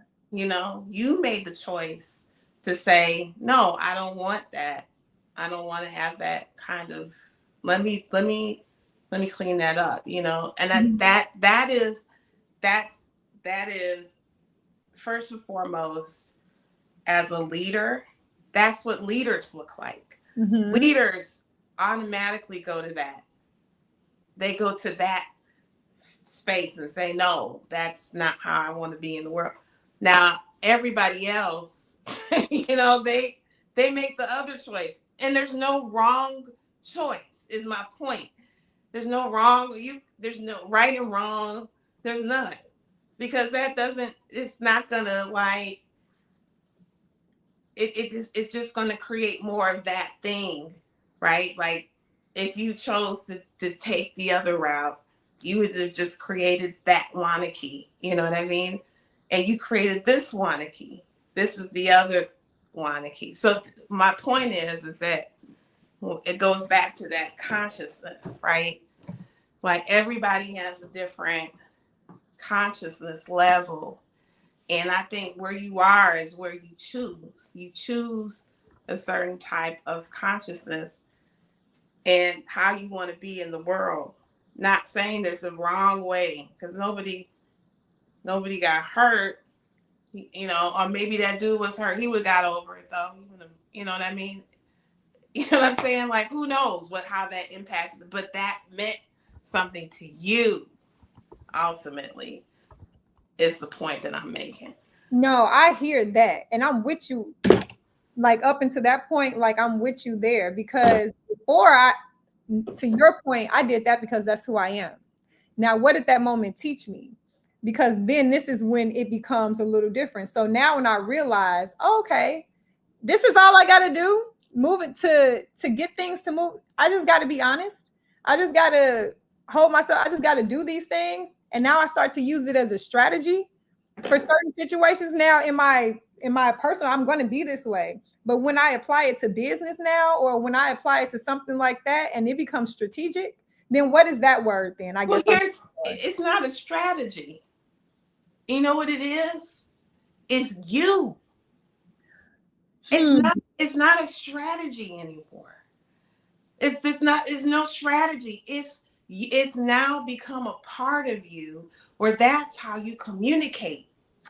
See, I think, because I hear what you're saying at the core of who I am, how I'm going to treat people. Yes, that is who I am. But when I apply strategy to the business, when I go into a space and let's say I don't know who you are, but I have my assignment, I know what I need to do in this space. And then I sit down and I have a conversation with you. And let's just say you're a principal who feels like everybody is the problem but you, right? So what I know is when I'm sitting in a space, and this is why I'm saying for me, when I apply it to business, is it comes down to intention. Am I going to tell you straight up and down what I think the real problem is and what I probably not? From my experience, it just hasn't worked out well. So what I'm thinking when I'm speaking to you is how am I going to manipulate this situation to get this person to understand what I'm seeing, right? Because I know if I just say it like that, it's not coming the way. So now this is where for me it comes down to intent. Here's my question. Yeah. How do you know that? How do I know what? That the way that she would not pick up on the if you said it that certain way. How do you know? Because I typically ask, you know me personally, so you know that I'm typically a pusher anyway. So I'm going to ask questions that are going to already be pushing your boundary. And what I'm going to do is base it off of how you respond. So if I'm asking questions and I know I'm pushing the boundary because I know I am, I know when I'm pushing the boundary and I see you pushing back and resisting, then literally real time, I'm literally thinking of another way to do this. My goal is still the same. It has not changed, but I'm thinking real time, how am I going to manipulate this to make this person see what I see? Because at the end of the day, manipulation, you really want, the goal is for you to go in and get what you want. That's the goal. And now how do I do that? Now, does it take a whole lot of skill to lie? No. I don't even, do you think of that as lying? Do you think of that as manipulation is my question. Like, I just don't. I know that. I just don't think I don't think of manipulation as an all bad thing the way that we have been served. Well, I'm not saying it's a bad thing, but so I know that I'm manipulating the situation for sure. So what are your outcomes? Like, what kind of outcomes do you get when you use this strategy, quote unquote? That's what you said it is. What is the outcome? What happens is I lead them to their own aha moment every time. So what does that look like? I mean, what is the goal when you go in and when you sit down? Like, what is the goal? Is it the goal to become a vendor in that school? Like, I'm just trying. It depends. So the goal will always change. The goal is going to be dependent on what it is you're asking me for. So this is why we got to sit down and have a conversation. Right. This is why in me having a conversation with you, I'm going to push boundaries because I got to know how far I got to know how I can maneuver anyway. For some people, I meet them and I start pushing boundaries and I see they let me and they keep going. So now it's like, oh, okay, cool. We freestyling this. We just finna float in, right? But then for some people, they push back. And when I start to see that, my goal is to still accomplish whatever it is that we're sitting down to talk about. So as I'm pushing back, I have to figure out in my head real time, well, how do I manipulate this situation to get the outcome that I think is best for the one that you hired me for? But how do we go a different way for it? Am I going to ask you that outright? No. I'm just interested in like the outcome, like of what, like of the way that of that kind of communication, like what kind of outcome do you get the outcome that you're looking for? Every time. That's how I've gotten all of the other contracts because this is where knowing people becomes a thing and psychology and studying it, not just for yourself, but then when I start to study psychology and patterns of other people, that becomes a strategy, right? So now I'm understanding, first of all, who I'm talking to and patterns and trends from previous, just the demographic. Typically how these people, and I'm saying these people, not in a disrespectful way, but typically I hit the wrong thing. 1 second. How can I expect them? I got to go in with some type of expectation, not to say that I got to hold that expectation, but I go in with a framework based on patterns and trends and the way and thought patterns. So I'm going in with a thought pattern, right? Now, where it becomes tricky, and I think where manipulation can be a bad thing is if I go in with a particular mindset and I'm married to it, and I think that this way is the only way to get there, then I got to start to kind of lie, maybe hold back and do a lot of different things to get there. And I don't know that that's always the best thing, but if I go in with an expectation based on what I know about patterns and trends and the way certain people think and carry themselves in different environments, then I'm going to go in with my expectations, but I'm also open. So I'm going to listen to you. I'm going to listen to all of the things. I'm going to push back because I need to see how flexible you are or how agile you are. If you are, then we can just do this straightforward and we can get straight to where we're going. But if you're not, which most of the time, especially if you, education, titles, all of those things to certain people, they matter, right? They matter. And they are experts and you can't tell them nothing up front. Now, that's not always the case, but for a lot of people, it does matter. So go ahead. So what I heard is that a lot of the expectation that you go into the room with is that because of these folks and where they're coming from and where they're all of these titles that they have, a lot of times they're not really open, or it maybe it's a challenging conversation. It can be. No. So what I'm saying is because of certain profiles, because you got to be able to profile people, I go in with a certain expectation, but I'm open. The way that I know if it's going to be challenging for real is I'm going to push and I'm going to ask hard questions. All the questions, like when you tell me the things that you think are the problem, then obviously I'm going to see it differently because I'm on the outside. So now I have other questions. How you start to answer those questions, your body language, if you start to break eye contact, you start moving, and that's not something that I've noticed you do before. Okay, cool. So in my mind, real time, I'm like, all right, we're going to have this a whole different way because this way is not going to work because I'm not getting the truth. So how do I get people to tell the truth? It's a process. And you do have to manipulate the environment in a way to make them comfortable enough to. Okay. I have another question. Yeah. So my other question is, what's your return? Like out of all of the different schools and folks that you've talked to, how effective have you been in landing the client or whatever, I'm gonna tell you, it's been a beautiful process because if you notice, I don't go on social media and ask for clients at all. You don't see it. What you see is me posting new clients or new things, new partnerships. How does that happen? Word of mouth.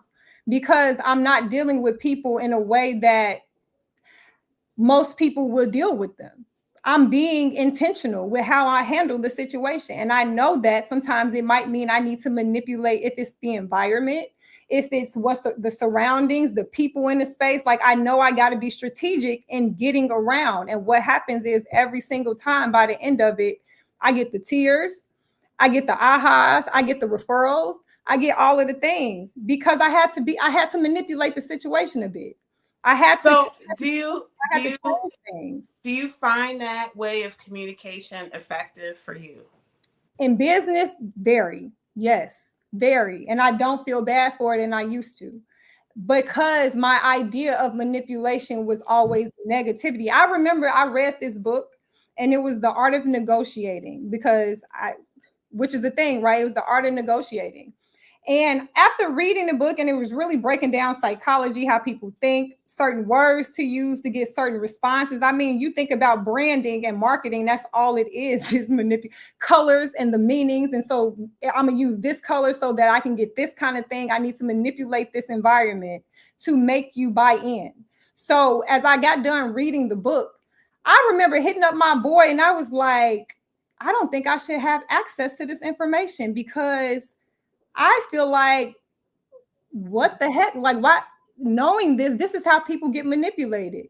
And he was like, that's exactly how people get manipulated. But that's why it comes down to the way that you start to use your influence, the way that you handle people. If I'm looking at it in business, I know that if I'm negotiating, I'm going to have to manipulate this situation a little bit. But I also know that it's going to be a win-win for everybody involved because that's my intention.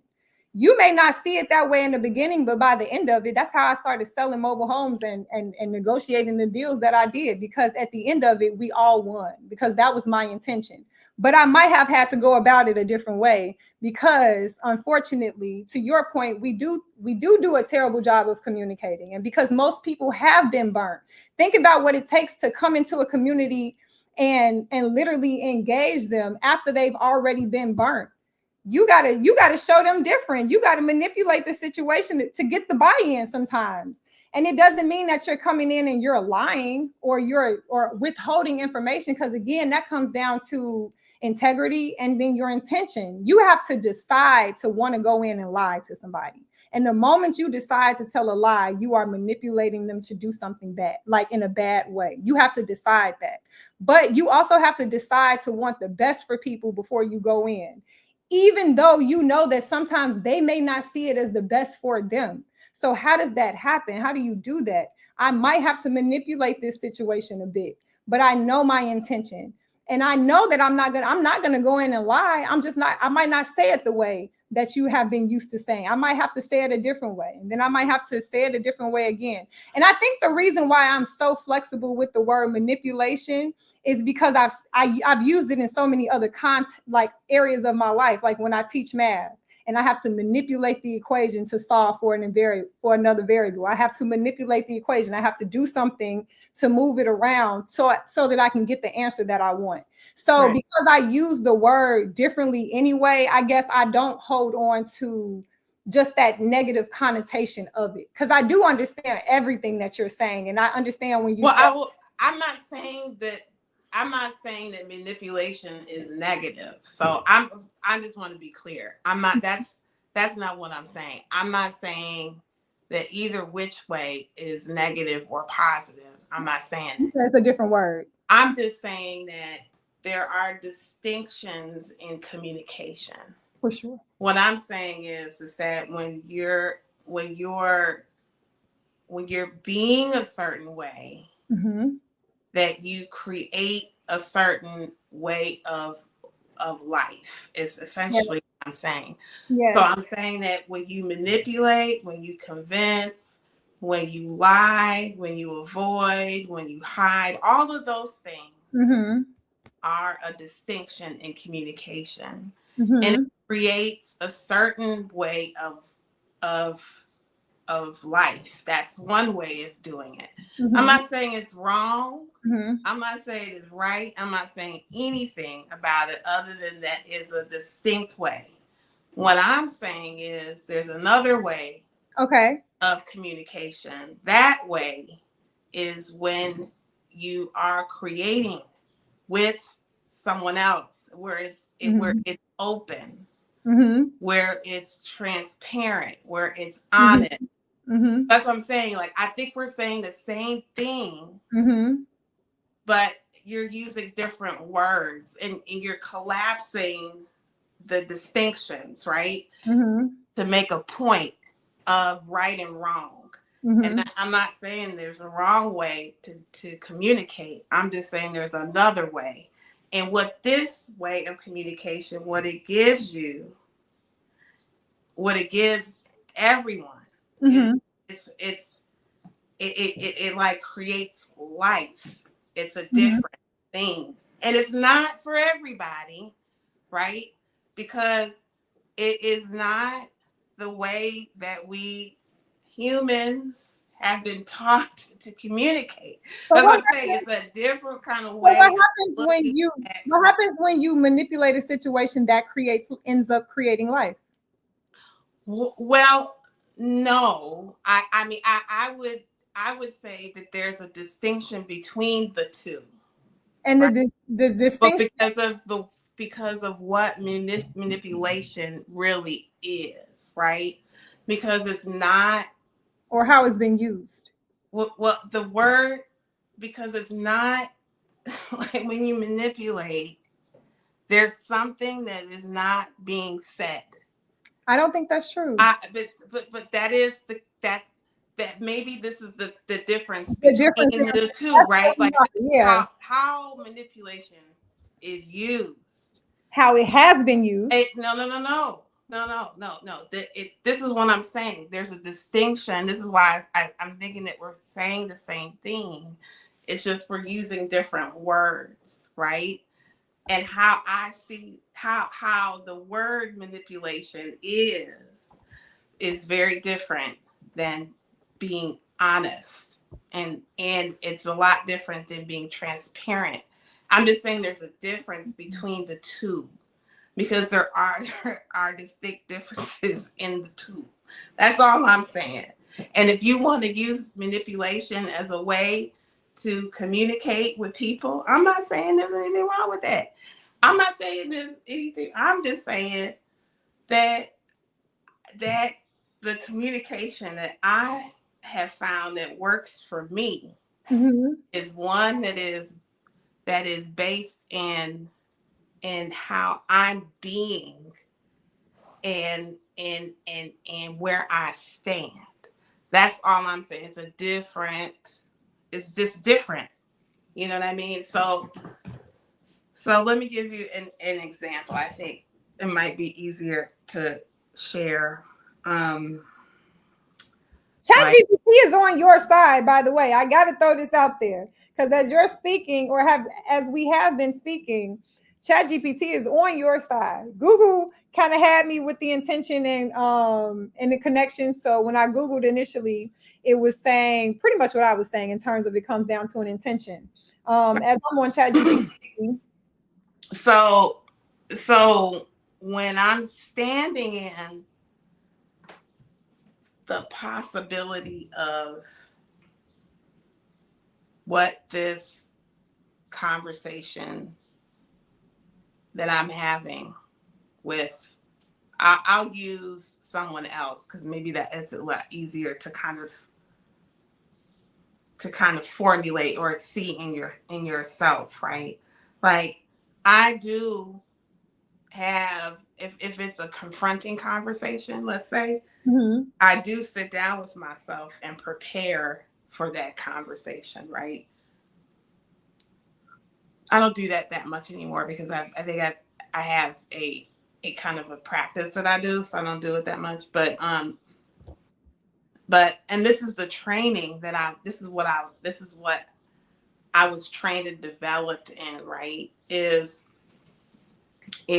a lot of time when I was in conversation, I wasn't being intentional. What I was doing was waiting for the other person to finish talking so I could say something. And I wasn't really listening to them. I was really listening to what the conversation had, right?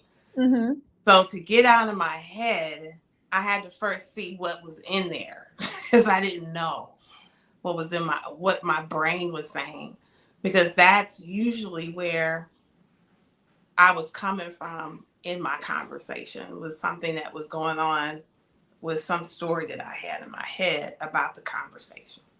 So once I started to see what those conversations I was having inside of myself was, that's when I started to understand that I could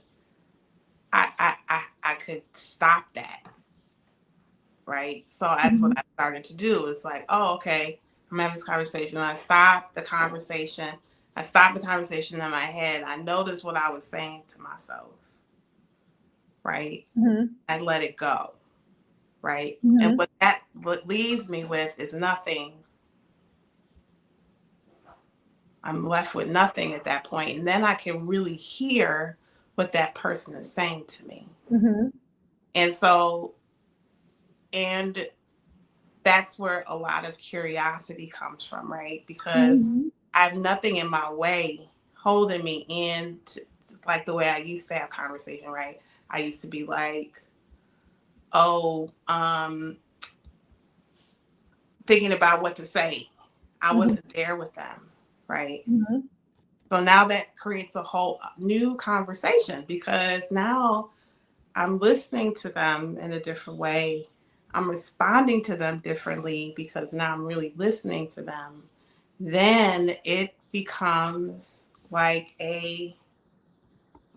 becomes like this whole other thing where we're like actually creating something inside of that. Mm-hmm. So that, then I could be a certain way, right? I could be like whatever it is that whatever intention that I created before that conversation. So I have an intention that I created before then. So I'm like, well, I really want to actively listen, Mm-hmm. or I really want to be open, or I want to make sure that I'm, you know, being clear, or whatever that is, right? Like that's the practice that I do before the conversation, and I have it. And it's a different outcome. I get a different kind of outcome than I got when I used to just kind of have conversations with people and just kind of wait to respond. Mm-hmm. Point. So this is what I'm saying is like what you're saying to me that you do pretty much sounds like the same it's the same thing what I'm saying to you, right? Mm-hmm. But it's not manipulation, because manipulation is a different conversation. So what's the word that you would say? So the what you're doing is like you're like having a like you're in this you're like inside of a reciprocal conversation, like you're creating something inside of it. That's how I see it. Or maybe it is manipulation. Or that's what it is that you see. I don't see it like that. Yeah, I think personally in relationship, like when you say it with like, yes, I see that. But in business, it's strategy. And one of the words that Chat GPT threw up was ethical persuasion. So that's why I actually like, well, how would you name it? Because ethical persuasion. So you're still swaying or getting people to do one thing or the other because it's persuasion. Um, I don't know. I hear you. I hear you. I think it does come down to just how we see the Yeah, differences in the words. yeah. I mean, I don't, cause see, like my outcome depend, like in business, like I think that's like I mean like it depends on what I'm talking to somebody about or in Mm-hmm. communication with them about. But I do use the same way of communication in business. And let me tell you, it is highly effective, and like um I'm when like it's always giving me what exactly I'm looking for and then some. Like there's always something else that I get or we get from that conversation that it creates um like something more than I expected. And so Mm-hmm. that is and It I was use it in all pretty much all my conversations that I have with people.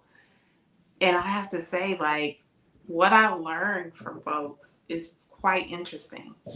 Like I'm always saying that because it what I get or what happens when I'm with people when I do that kind of clearing, I guess you could call it.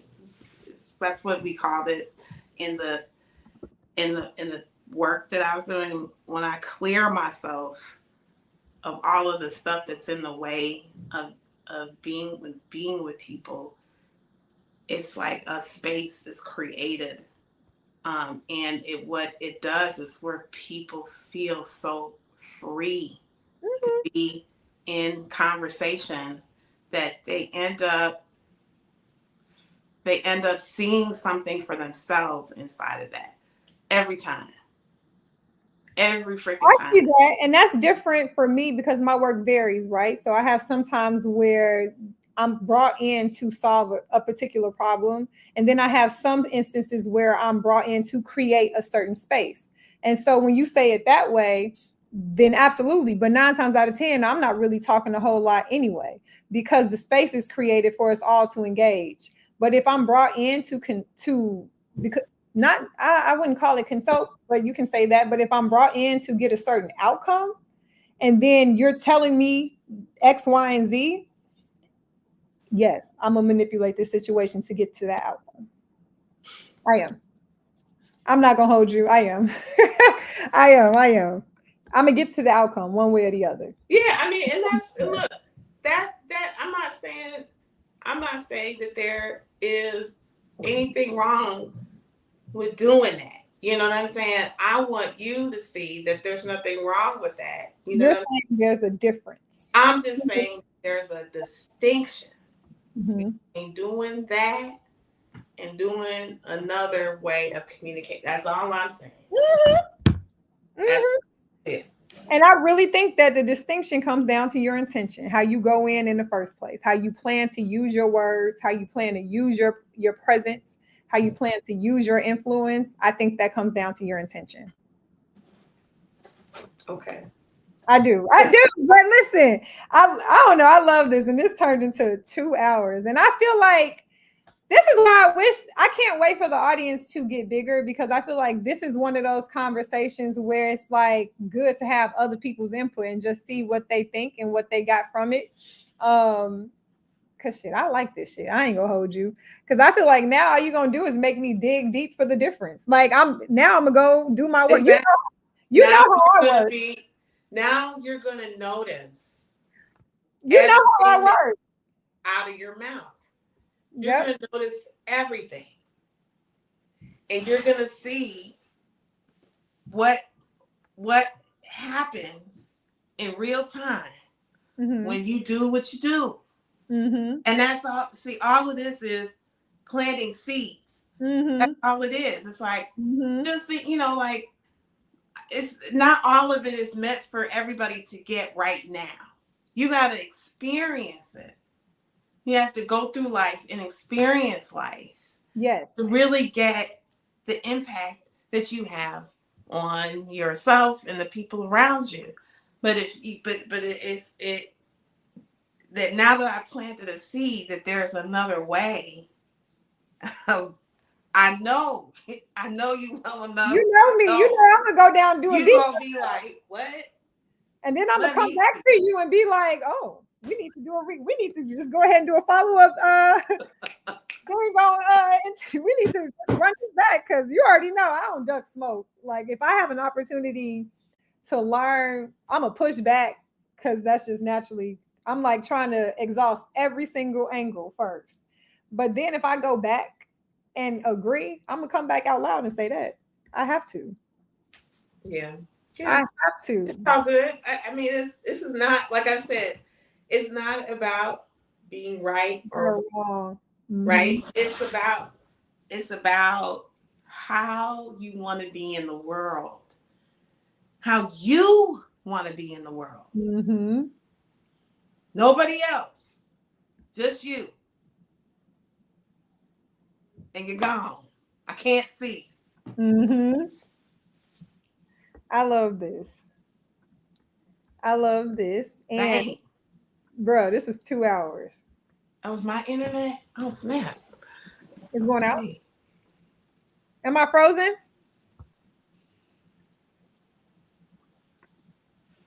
Is it my internet? Am I gone? Oh, yeah, that could be me. Damn, what just happened? No. Are we still here?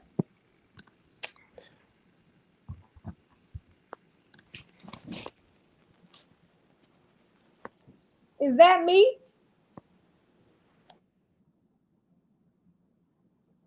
Uh-oh. Okay, you back? I don't know what happened. I saw you the whole time and heard you. I must have went out. I wonder if it's me. Oh, because we can see you. I don't know what happened, y'all. Oh no. Hold on. Okay. I'm gonna text you. Okay. You can hear me? Yep. Oh, you just can't see me? I see you now. Oh, okay. I'm like, well, I think this was very good. I think this particular conversation leaves me with homework. And so I'm listen, Girl, look, this one leaves me with I homework. I invite you, and this is good. Like, I think Yeah. communication is everything, Yes. because if you like, I was watching something they were talking about, like, you're always talking. You're Yeah. always talking. Like your mouth might not be moving, but you can hear yourself in your Yeah. head talking, right? So communication is very, very important. And what you're saying to yourself means everything. Yeah. It's everything. And to be clear is everything, which is not much. There's not many moments in life where we're actually clear of conversation, because we're always talking, right? Mm-hmm. So that's why meditation is important. Mm-hmm. That's why all these other ways of quieting the mind is important, you know.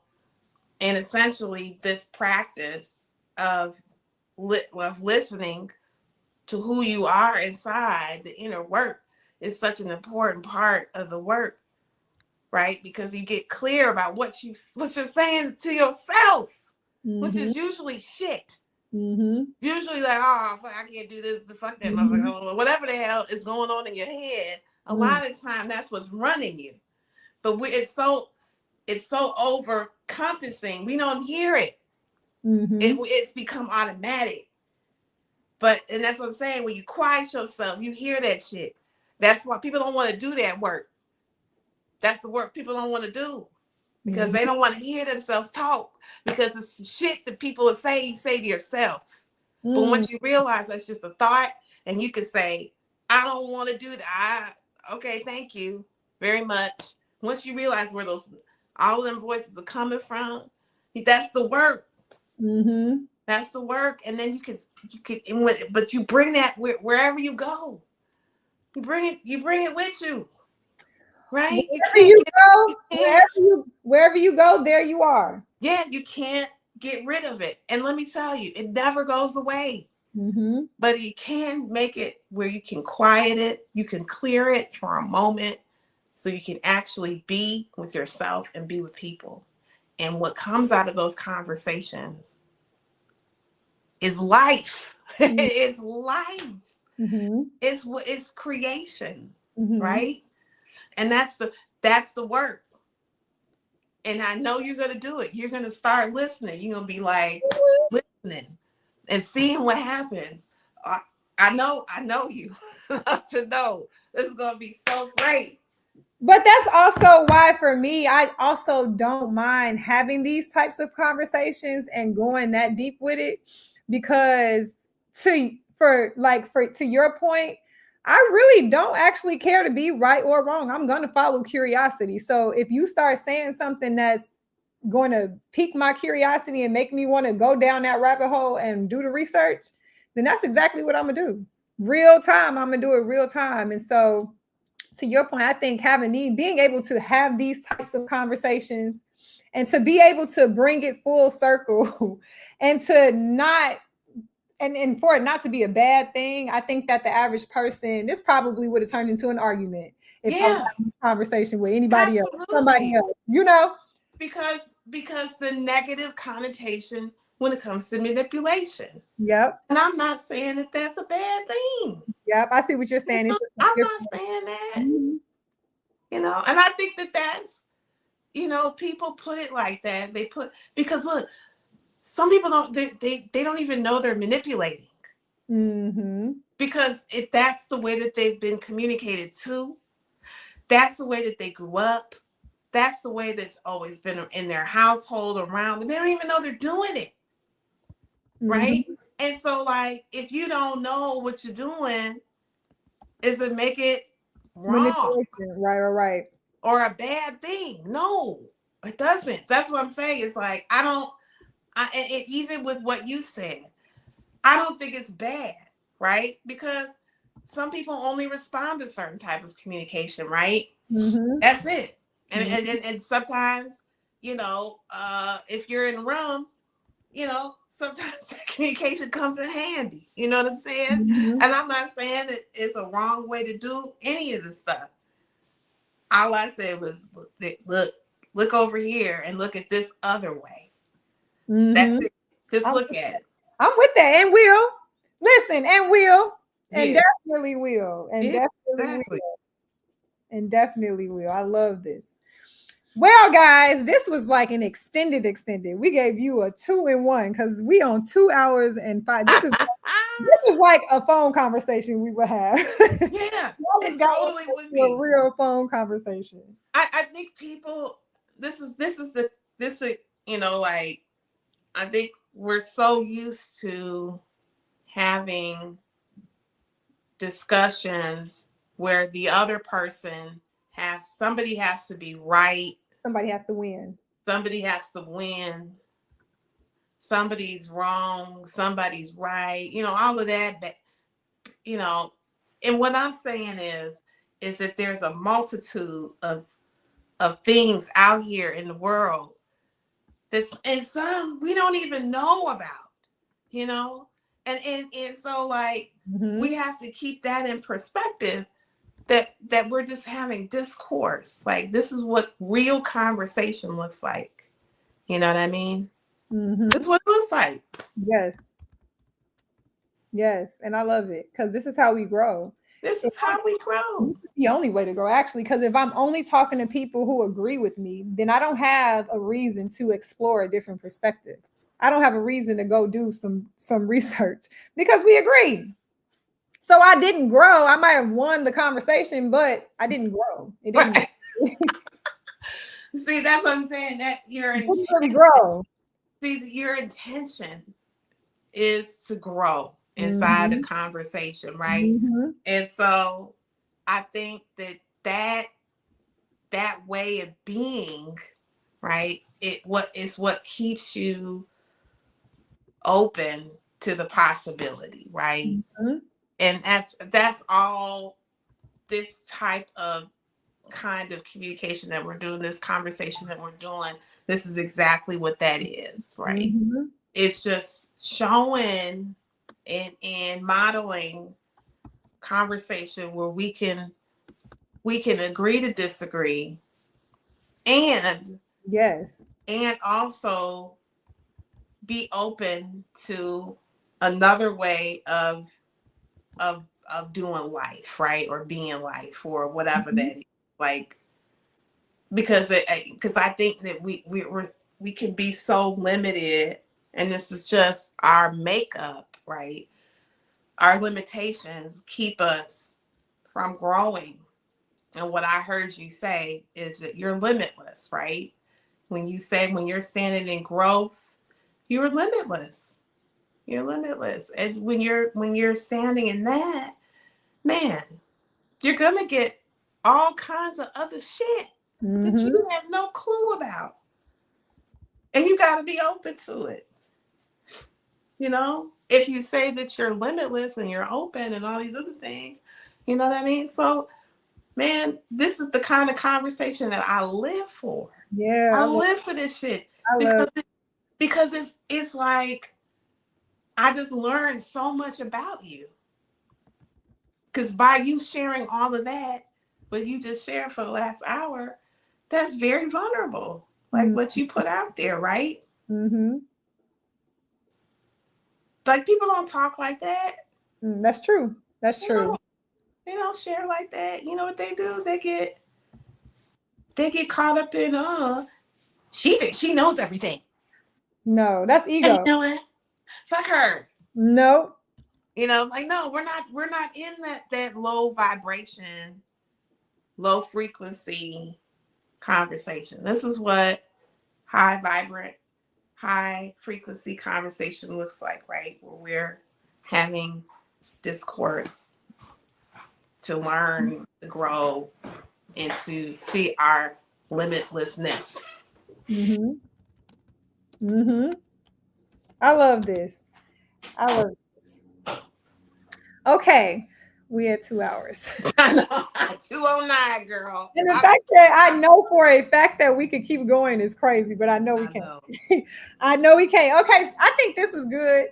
And I think that if you happen to come across this on YouTube, what I hope it models, and I think you hit it on the head, was just this is what conversations look like.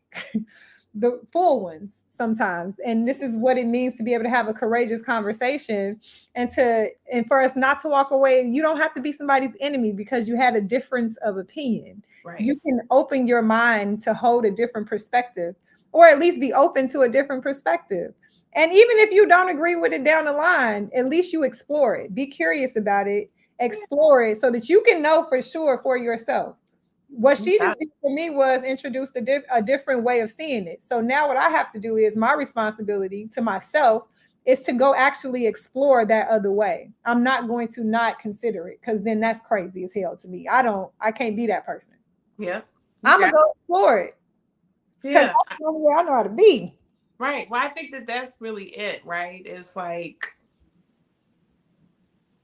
you're open to the exploration. And I think for those people who do run across this on YouTube, I think that they're also in that same conversation, right? Mm-hmm. In the exploration conversation with themselves. Like you meet people where they are consciously, you know what I mean? Like this can go over people's heads, like, for real. And that's okay. I'm not, hey man, if you don't get it, find the shit that works for you. That part. You know what I mean? But this is the kind of conversation that we're digging into other aspects of communication. Hold on 1 second. Okay.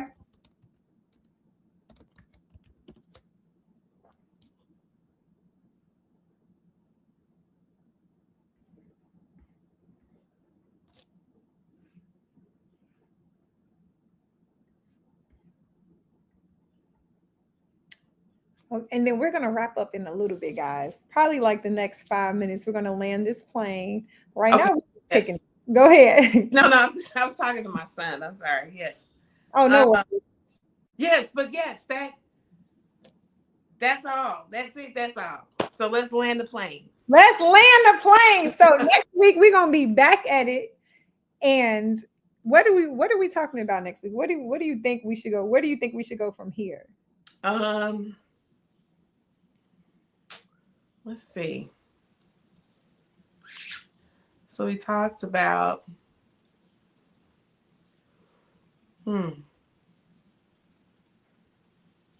maybe like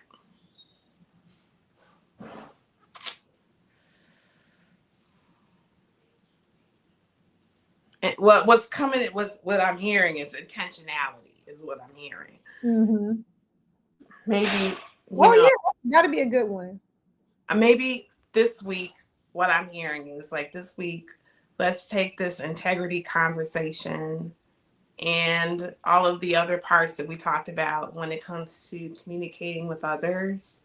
And let's really like look at intentionality, like what the distinction between, what it looks like to be intentional or or strategic, right? Like, because I think the other side of intentionality to me is strategy. So maybe the differences between That's good. Like intentionality and strategy. Yeah, that's very good. I think that's a great way to merge this conversation, because that did come up, strategy and intention, a lot. I think that's a good thing. Let's do that. Okay, cool. I'm gonna write it down. Yes. This is good though. I'm trying to tell you. I don't know if people can realize when I'm really excited about things for real, but conversations like this get me excited. Now, I use the word strategy because I think it's easier. I use it a lot in business because it's easier to like, Understand. yeah. Like Mhm. I think it's easier to understand for people if I say intentionality. People are like, huh? Like they don't really get it. But my strategy is like to create the space of intentionality with people. Because because like they just, when I come with without the strategy, they just like, huh? I don't Mhm. understand Mhm. doing, you know. Yeah, so that's Well, I'm with it. I love it. Let's do it. all right, girl. Okay, have a good rest of your day. I know I got a full day, so Yeah, me too. time to get to it. But I love it. Yes. I'm very excited for it. All right, So girl. next Sunday, same time, same place, we will be here and we will be talking about strategy versus intention. And I love how this just organically came up. So I'm excited for this. Okay. I'm excited for this. And then I Me sent you too. the information for Monday. I texted to you. And Okay. so, and I'm sure I'll talk to you before Sunday. So either way, I'm going to talk to you and then see you next week on here though. Okay. Yeah. See you next week, everybody. Yes. Have a great day. Yes, you too. Bye. All right. Bye.